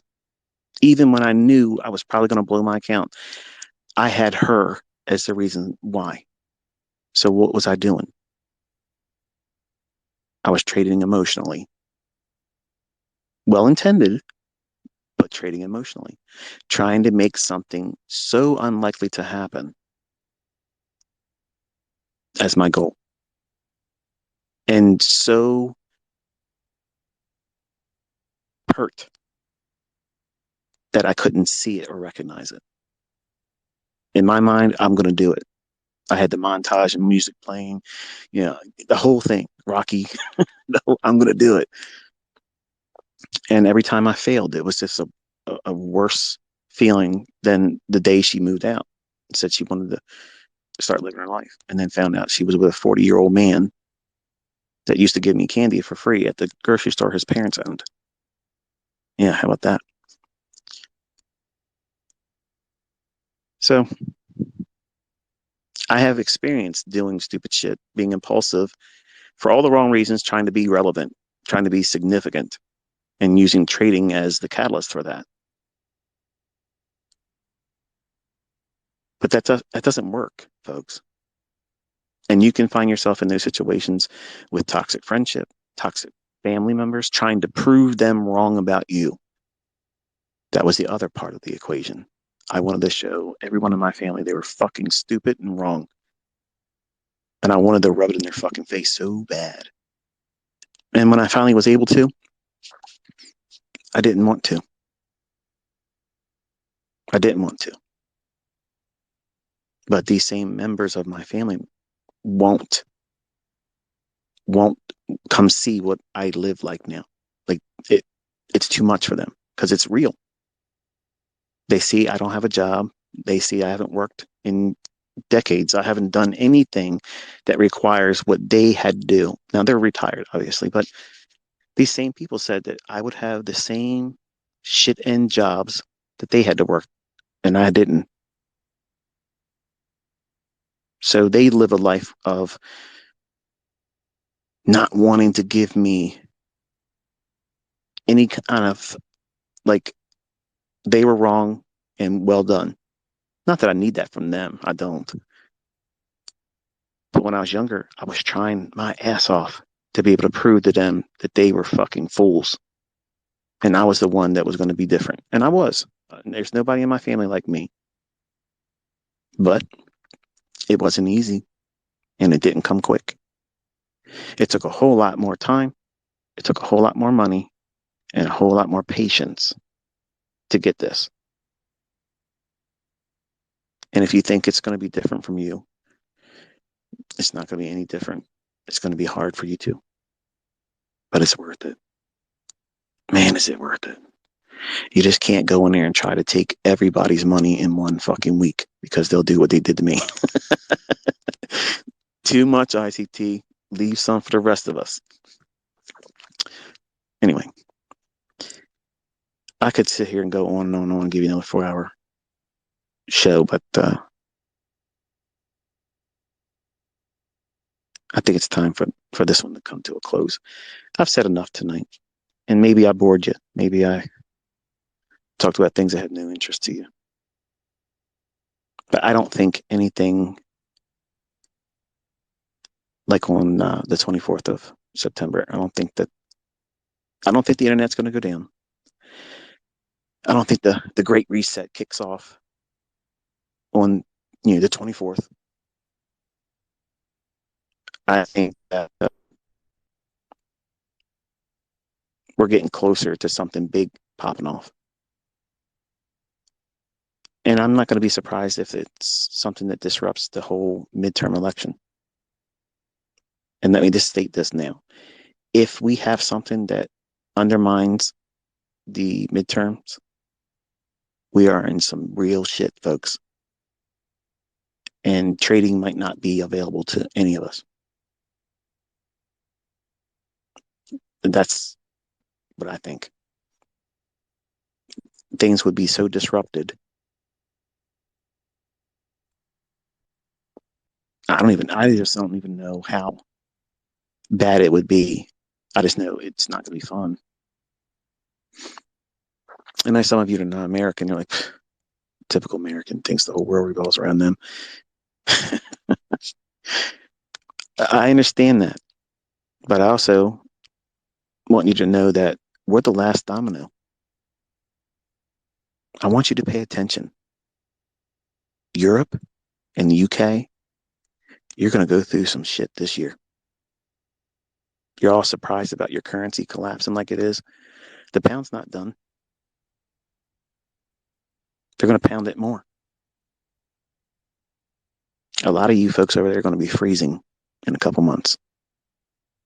And you're going to wish you listened to me about getting supplies and blankets, warmer clothes, and ways to heat your home and power your home, because I have a lot of friends and family that I've met through mentoring. And when I talk to you like this, that's how I talk to you. I want you to know that I genuinely give a shit about you. Like, I care about you. And I don't want to hear or read stories about how you aren't where you should be, that you're suffering and don't have something, or you're in lack.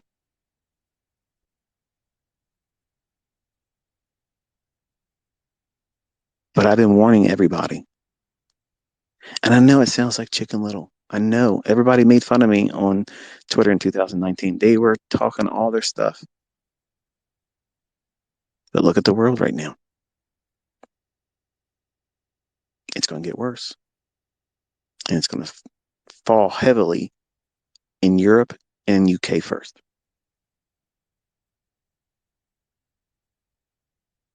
What's it cost to heat your house? And what's your electric bill right now for those in those areas? It's going to get real expensive. I heard that I don't know if there's any truth to this or not. You guys can let me know. But Germany apparently has announced, starting on October 1st, that their military is going to be in the streets making sure there isn't going to be any riots. Now, if that's true, and I'm not saying that it is because I don't know for certain, but if that's true, makes you wonder, why would they be rioting?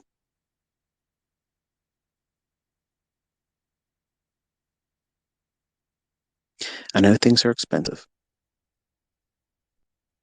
And I know a lot of you think, I don't need to do that right now. But if you have not been building up a stockpile and a large pantry of non-perishable food, water and water filters, and things to light your home when the power goes out, things to stay warm, you're probably going to wish you did. I told that to my private mentorship students. One guy came back and said, all my food went bad. Well, if you bought the things that you eat and you rotate the stock, like, I literally have two pantries. I have a working pantry and I have a long-term storage pantry. I eat food from a can that's 2 years old. I'm not sick. I've never been sick from it. They taste the same. And those dates are meant for you to hurry up and buy more. That's what those are. They're best buy dates. They're not, you eat this, you're dead. It's not like milk. Okay. It's a suggested date on there. And then you can still have it for a week or two, as long as it's kept cold. But non-perishable foods that go in cans or dry goods like beans and things like that, they'll keep you alive. They'll feed you and your family, and they store a long time. So there's no reason for anyone to think, oh, I'm going to buy this food and it goes bad. You have to eat it, not live on McDonald's in the meantime. But if you have been doing that, it might be a good idea to do that. And yes, I think it's worth it to even charge it on a credit card, especially if you're in those areas, Europe and the UK and folks in America. Once you start seeing it over there, you're 6 months away from it being here. That's the long end of it. It could be as short as 2 months after. That's the way it rolls. Now, when you hear that kind of stuff, and it unsettled a lot of my students, they literally sent me emails cussing me out, saying I'm done with the mentorship. You're a fear porn guy. I'm like, all I want to do is make sure you're prepared. That's all. Like, why was I telling you? I didn't ask you to buy anything from me. I'm not selling you canned goods. But these same people email me later on saying, I wish I would have listened. Everything's so expensive now. My parents, their parents, they're referring to, they can barely feed themselves. And I don't have enough to do my own family and them too. And it's expensive right now. I don't reply to them because what do you say to that? Told you so. And sorry doesn't feel like it is enough.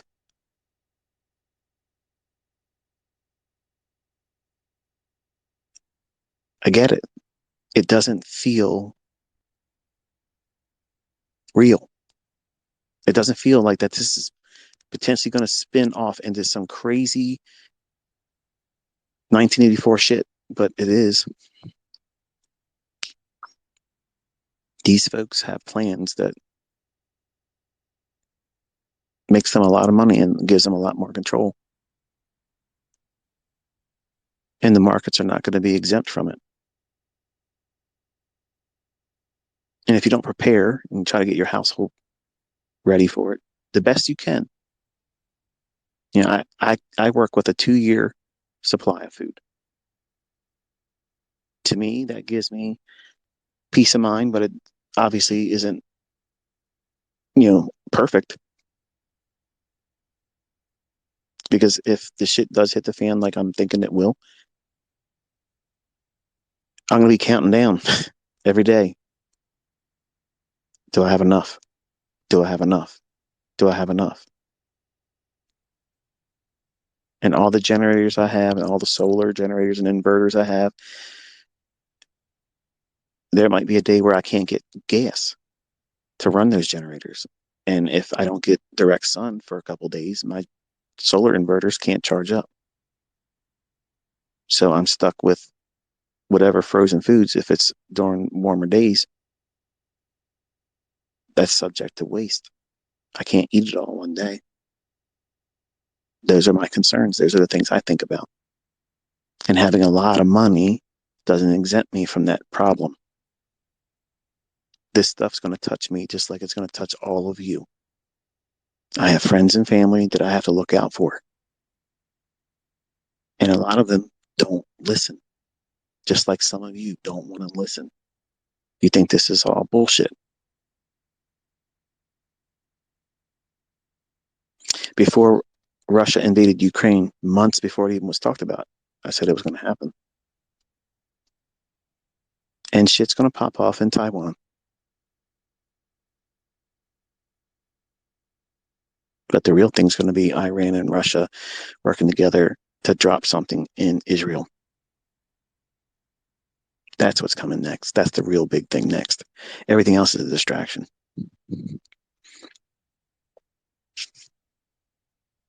And when you see a mushroom cloud, and that changes everything. And honestly, We like to pretend we're Billy Badass in America, but we've been turned into a bunch of pansies. We have a lot of strong military men and women, but the new breed that's coming in, they're soft. They're soft. They're not prepared. And frankly, we've had a good run. America's had a really good run. And we talk about how nobody would invade us because everybody's got guns and we're surrounded by water on two coasts and we have Canada to the north and Mexico to the south. Well, look at Mexico. It's a revolving door. Well, not really revolving, is it? Well, yes, it is. Californians are going down there to get cheaper gas and medicine, and everybody else is coming through. So that really doesn't work well. And for a country that touts that they have water on both sides of it, so nobody's going to really want to invade it, they don't need to invade it. They could be sitting out there under the surface and send some things that we've never had experienced on mainland. But I honestly, I have been feeling like we're going to see that here. And I don't think it's necessarily going to be someone else doing it. You read between lines with that one. But you want to get a crowd of people that's divided right now to all come together and be scared shitless. Talking my voice away. Drop a small tactical nuke somewhere in the United States, and everybody's asshole is going to start puckering, including mine. That's a whole different narrative then. And whatever the box on the wall tells you to do, everybody's going to be marching to that. Even the Billy Badasses, the militiamen, the boys with the guns that like to tout, they're going to have a 1776 moment. Their balls are going to drop off. Rightfully so. Nuclear fallout, not knowing when the next one's going to drop. Think about it, folks. That's the science fiction level shit I'm talking about. You want to show how we're completely never going back to the way it was? Let something happen like that anywhere in our country, in America. And that's going to be worse than 9/11. People died on 9/11. I'm not diminishing that. It was horrible. It scared the shit out of me. It scared me for years. I was in fear for years. 3 years I'd lived with anxiety over that stuff. Every time an airplane went over, and we lived by Martin Marietta Airport. Every time an airplane would fly over, which was normal, I'm freaking out. Like, is this son of a bitch going to drop on me? That's how scared I was. That's not normal, but that's how effective their shit was. Now let a bomb drop in a mushroom cloud form. Everybody's going to be thinking, is there one coming? Because you're not going to see it coming. It's just going to be there. And if the government, the media, the news tells you, you got to evacuate, this is going to probably be the next area where it's hit. And you think everybody's going to sit still? Hell no. The highways are going to be packed up, jammed up, looting everywhere. That's what I see coming. And I hope I'm wrong. I want you all to be able to laugh at me and say, man, you're fucking really wrong.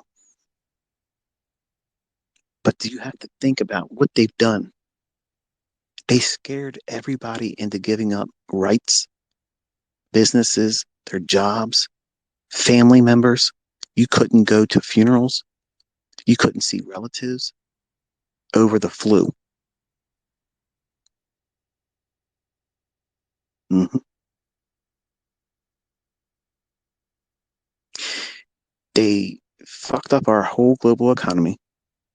You haven't even seen the real results of all that yet. This little bit of inflation that you're feeling right now, while it sucks, that's just the beginning of it. So how do they get more control? Because there's a lot of people like me and says, fuck you, I'm not taking your vaccine. Not doing it.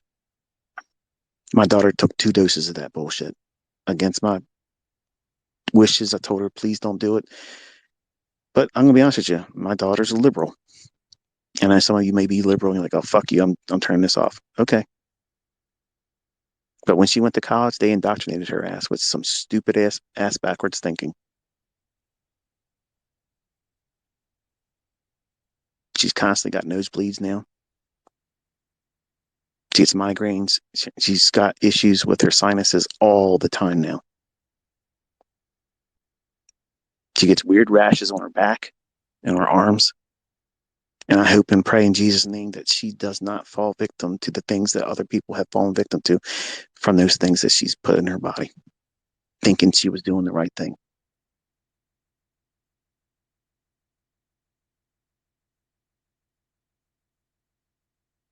They did that to so many people, and they hide all of the bad things that have happened because of it. And I know some of you are doctors. I had doctors in my mentorship, and I had people get mad at me and say, "Oh, but you don't know. I saw COVID X-rays." Listen, man, I get it. I get it. But you're also talking to somebody that has a child that was affected by a vaccine. So save your shit because I don't want to hear it. And I'm not talking about my daughter, my youngest son. When he was born, for no reason, I've watched my other children born. When he was coming out of her, they ran over and they stuck him with a needle. His blood pressure dropped within 10 seconds. His blood pressure dropped. His oxygen level went low. And he literally is the slowest of all my children now. He doesn't have the ability to stay focused. And in the early years of his life, we had him in an ICU unit multiple times for breathing, had asthma. My wife would be there the whole week with him in the ICU while I was home being, daddy ICT with the rest of them. They've done this to everybody that was willing to listen to them. What's the next thing? Think about it. What's the next thing? What could they do to really get everybody scared shitless?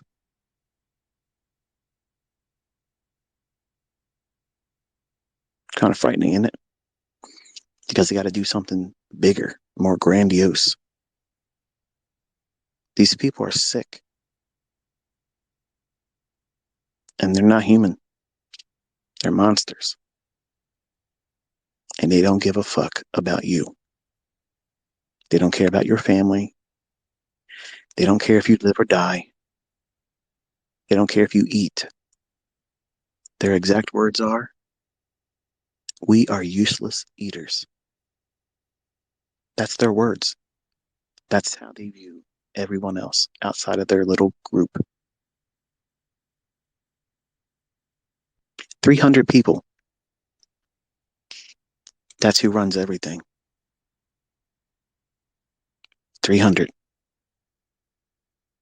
You can't touch them. You can't see them. And you think it's the people that gets talked about.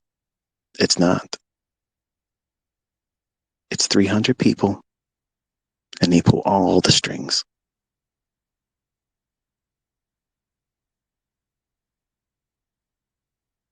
Nobody gets to be a billionaire unless they allow it. And I don't give a fuck what anybody says. That's the way it is in any country. They set you up or they allow it, but you're playing by their rules. And if you don't, well, planes fall out of the sky. You suddenly develop a drunken habit of driving a car. Suicide with multiple holes to the back of your head.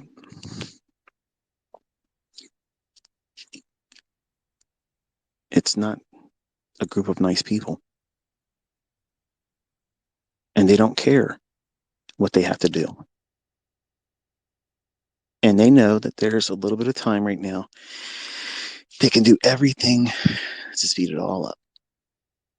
Some of you know about Agenda 21 and 2030.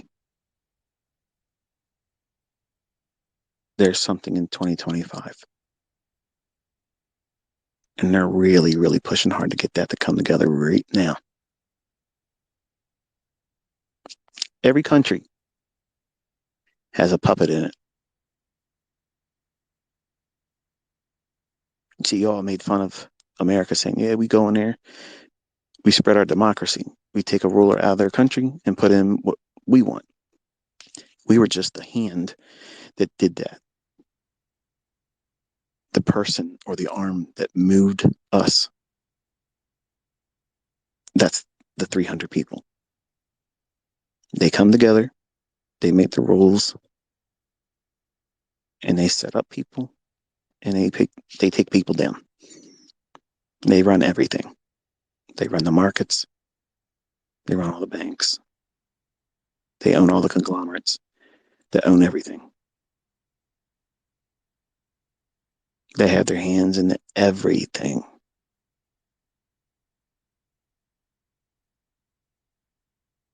And nothing you or I can do to stop them.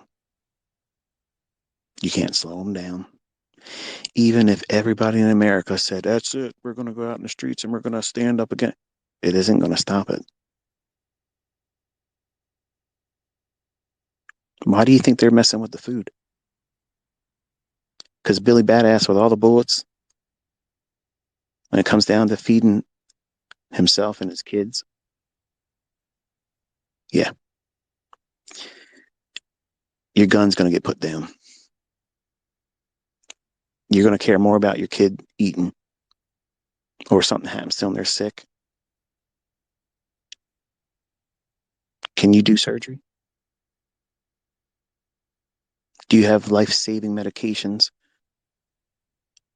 to get them over something that you don't see happening right now? Because those same people that are telling their friends and family, let's stand up against the government, they're not thinking like that, but that's how these people are going to come at them.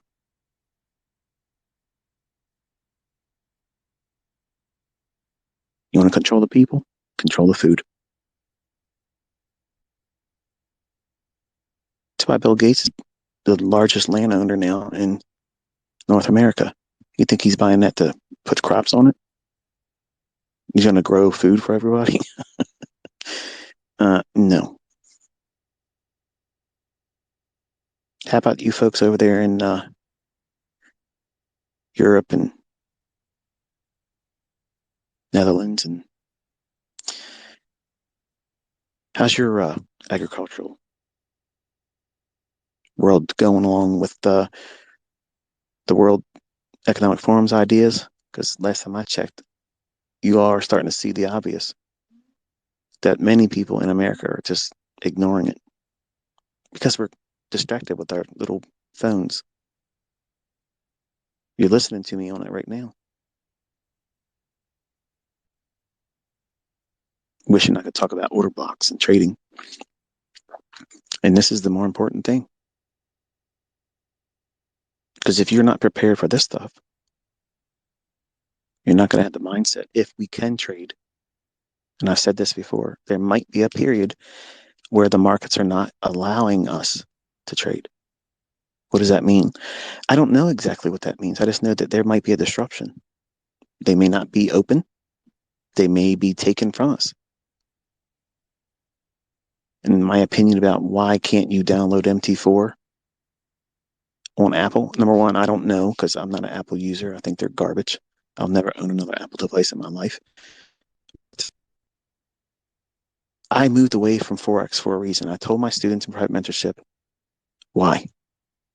And it was met with people saying, this is bullshit. You know, I want to trade Forex. We need to be focusing on Forex. You're welcome to do that. It's moving right now. I call the dollar higher, which means every other currency is going to do what? Go lower. I don't want to be in those markets because I am admittedly afraid that there's going to be a massive disruption in price. And I don't want to be offside in something like that. Think back to Euro and Swiss. When that was depegged, you're dead. That killed brokerage firms. In instant, they're gone. Wiped out. I don't want to have that kind of stress right now. Too many things juggling and balancing and getting people prepared, and I have a family to worry about. And I'm already wealthy. I don't need to be pushing the envelope for more wealth in trades. I don't need to do that. But I have moved my focus to equities and specifically the stock index futures because that's where, to me, it's obvious. I mean, look what I've been showing you. It's cleaner price action. I trust it. I know it's likely to keep going down. So therefore, if I'm going short, I trust that even if it crashes, that's in my favor. But in Forex, you could have a wild 400 to 1,000 pip swing the opposite direction instantaneously, and then the bottom fall out. Or if you're in a pair that would be inverted, go parabolic against you going up. And I know some of you like to think that, man, I want to get a part of that. You wouldn't be able to trade that. Just like the CPI number, where you see these guys with these demo accounts. Yeah, we traded that. I caught the high tick of that. You're full of shit.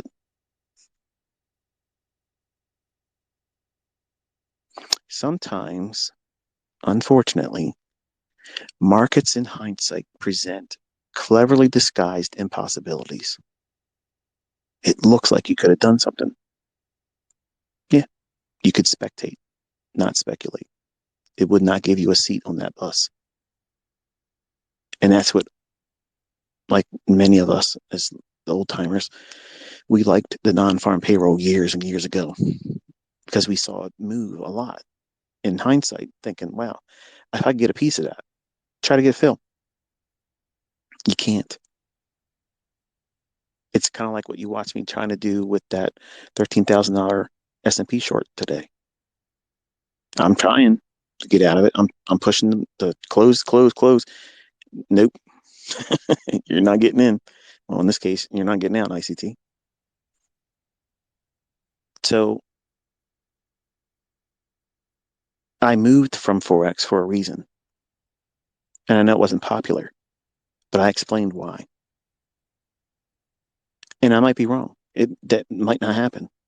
That might not be a major event take place in the currency, but I find it hard for it not to, because all these central bank digital currencies that they're getting ready to put on, there won't be any reason for all of these currencies at one point. And I don't know which one's going to be the one that you should flock to. So don't ask me that. I don't know that. I don't know everything, folks. If I knew everything, I would be in Forex still pushing hard. But because I understand that I'm probably going to do something wrong, terribly wrong, at the wrong time, and financially hurt me, that financially hurts my family. And it's going to take me out of my focus. And it's going to be regret because I know better. I feel like I should not be doing it. So I'm not touching it. I know how to trade. I went back to my roots. 1993, I was trading the S&P and the bond market. Those two markets were my markets. That's why you see me doing so well with them, because I know them like the back of my hand. They're very consistent. They understand the understanding rather that I teach through price action. You can see it very easy in those markets because they're professionally traded. Unlike thinner markets, like some currencies and forex pairs, S&P and NASDAQ. Even though NASDAQ can be a little bit wild, they're a little bit more reliable. But even then, they bring with it, like you watched today, you could be right, do everything right. If they don't want you to win, they will prevent it. And again, as a reminder, because of some of you guys, well, maybe it was something with TradingView. No, it made it to the CME. My orders made it to the CME, and they were being rejected. So it wasn't a TradingView thing. If it was TradingView, the CME would have never had the order. And I asked AMP to provide me the CME report, the log. I have it. Ask your broker, they'll do it too. They have to. It's part of the regulation. You ask for it, they have to present it. And you can see all of my orders. Everyone was being rejected. And the bullshit saying that I'm trading with a 10 contract limit. Well, if I have a 10 contract limit and I'm short 10 contracts and I'm asking to get out of the position, I'm inside the 10 contract limit, right? If that's really what it is. But it's not, because I've been trading more than 10 contracts. And when you watch me in that video try to close 8 of the 10, I'm well under the 10 contract limit. Why are they rejecting the 8 contracts? Because they did not want me to close that with $12,000 to $13,000 in profit. They wanted me to just get stopped out at that stop at $5,800. That's just one of the trades that I was trading all last night. I traded all through London last night. I've not been to sleep. I'm pissed off. I've not been to sleep. I probably won't be sleeping until Sunday. And that's normal. Sometimes that happens. It's so nice out right now. It's my time of year. I love it. I hate the summer. Can't stand the heat. But anyway, I promised I was going to wind this down. And I have about 4 different topics. I almost started to reach for it. And I knew damn well I'd be here longer than 4 hours. But we'll leave that for another time. So hopefully I at least entertained you, if not gave you something to think about. But I sincerely mean the things I said. If you have a way for you to get yourself prepared with canned goods, vegetables, canned meats is the best thing you can get, really. Like chicken, potted meat. Like, I don't eat corned beef hash a lot, but I have a lot of that in the event that it's getting harder. I think beef prices are going to be very expensive next year. I believe that all of the crops that were planted this year, we're going to see lower yields of that. And next year, we're going to have even less because fertilizer is so expensive or unobtainable.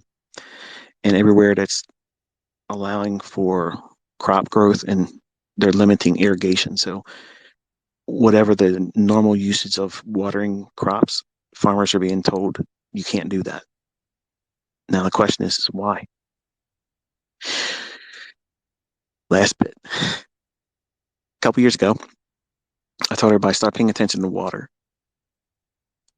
And we're in trouble if they create a water futures contract. They created one. Remember when I told you about Bitcoin? I said, as soon as they put a contract on it, it's done. They own it, and they'll tank it.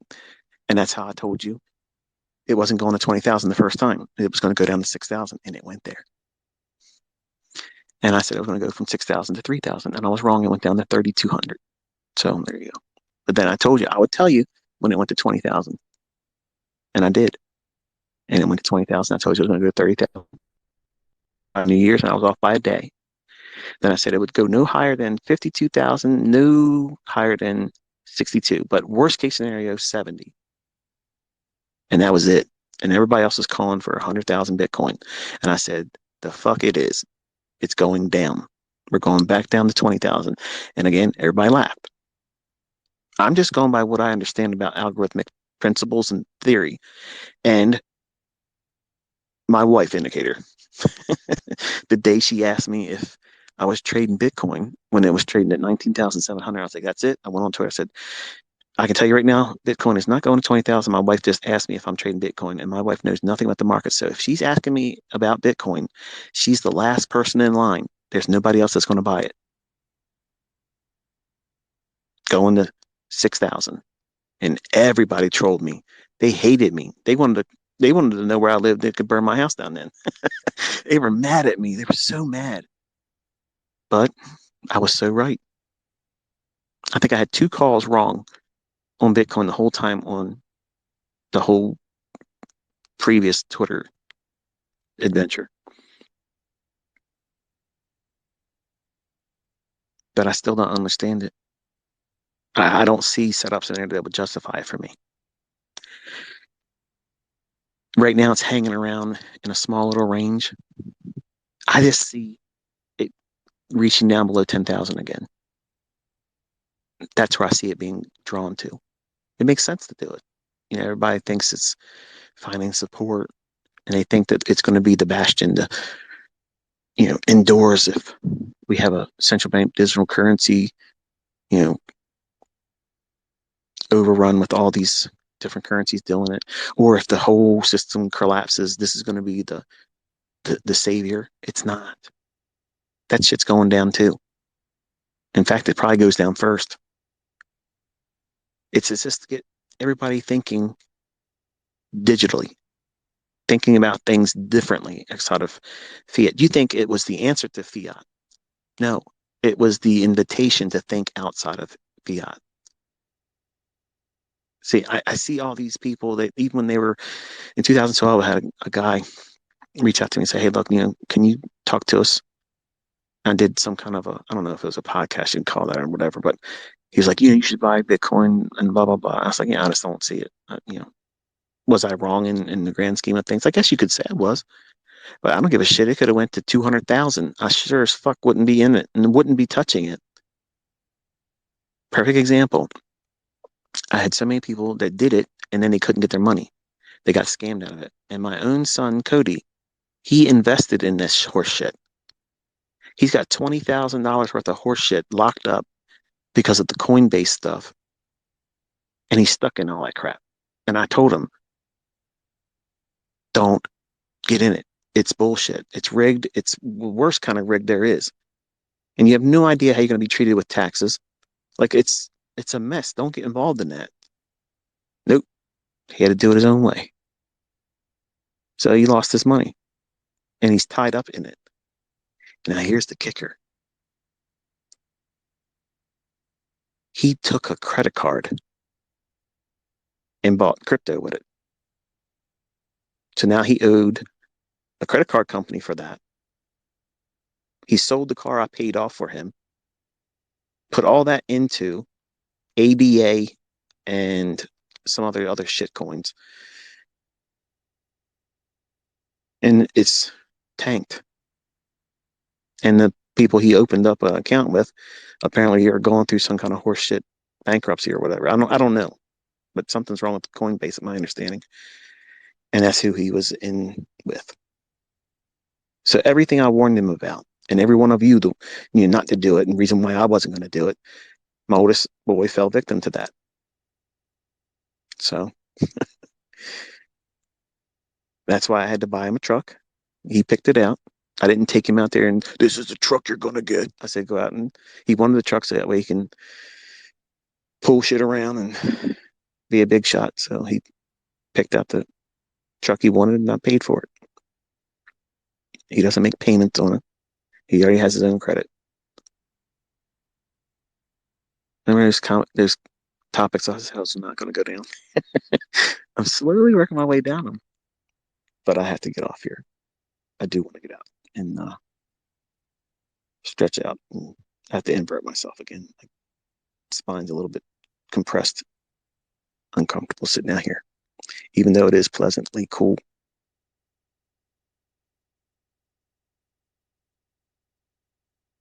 I hope you guys enjoy this kind of stuff. If we were genuinely friends, this is exactly what it'd be like. You'd be sitting on the deck with me, and I'd be talking to you just like this. Some of you younger cats probably don't appreciate that. That's cool. That's cool. When you get older, you'll have a different appetite for types of things like this. I don't think I would have been all that interested in this. This is boring. This guy keeps talking. He loves the sound of his own voice. No, I just know things that you should be thinking about, but you probably think you shouldn't be. I'm going to leave you with that. Hope you have a good weekend. Hope nothing really pops off this weekend, but if it does, it is what it is. But if I were you, I would go out and try to enjoy the weekend, relax, and get prepared for another week of pursuit of profit and excellence. Study. And I think, what are we in? Month 7 now on core content. So I'll have everything uploaded by Sunday. So when Monday comes, we'll be in month 7. So whatever works out to be like an hour average duration in terms of time. I'm trying to hang it around that much. I don't want to put too many videos up at one time that's like 2 hours or 3 hours worth of content. About an hour. It might go over a little bit of an hour. That's where I've been trying to make the uploads fit that type of schedule, because there's already too many of them up there and you're all trying to think you got to get them watched right now because I'm going to take them down. I'm not taking them down. I'm not taking them down. So just relax.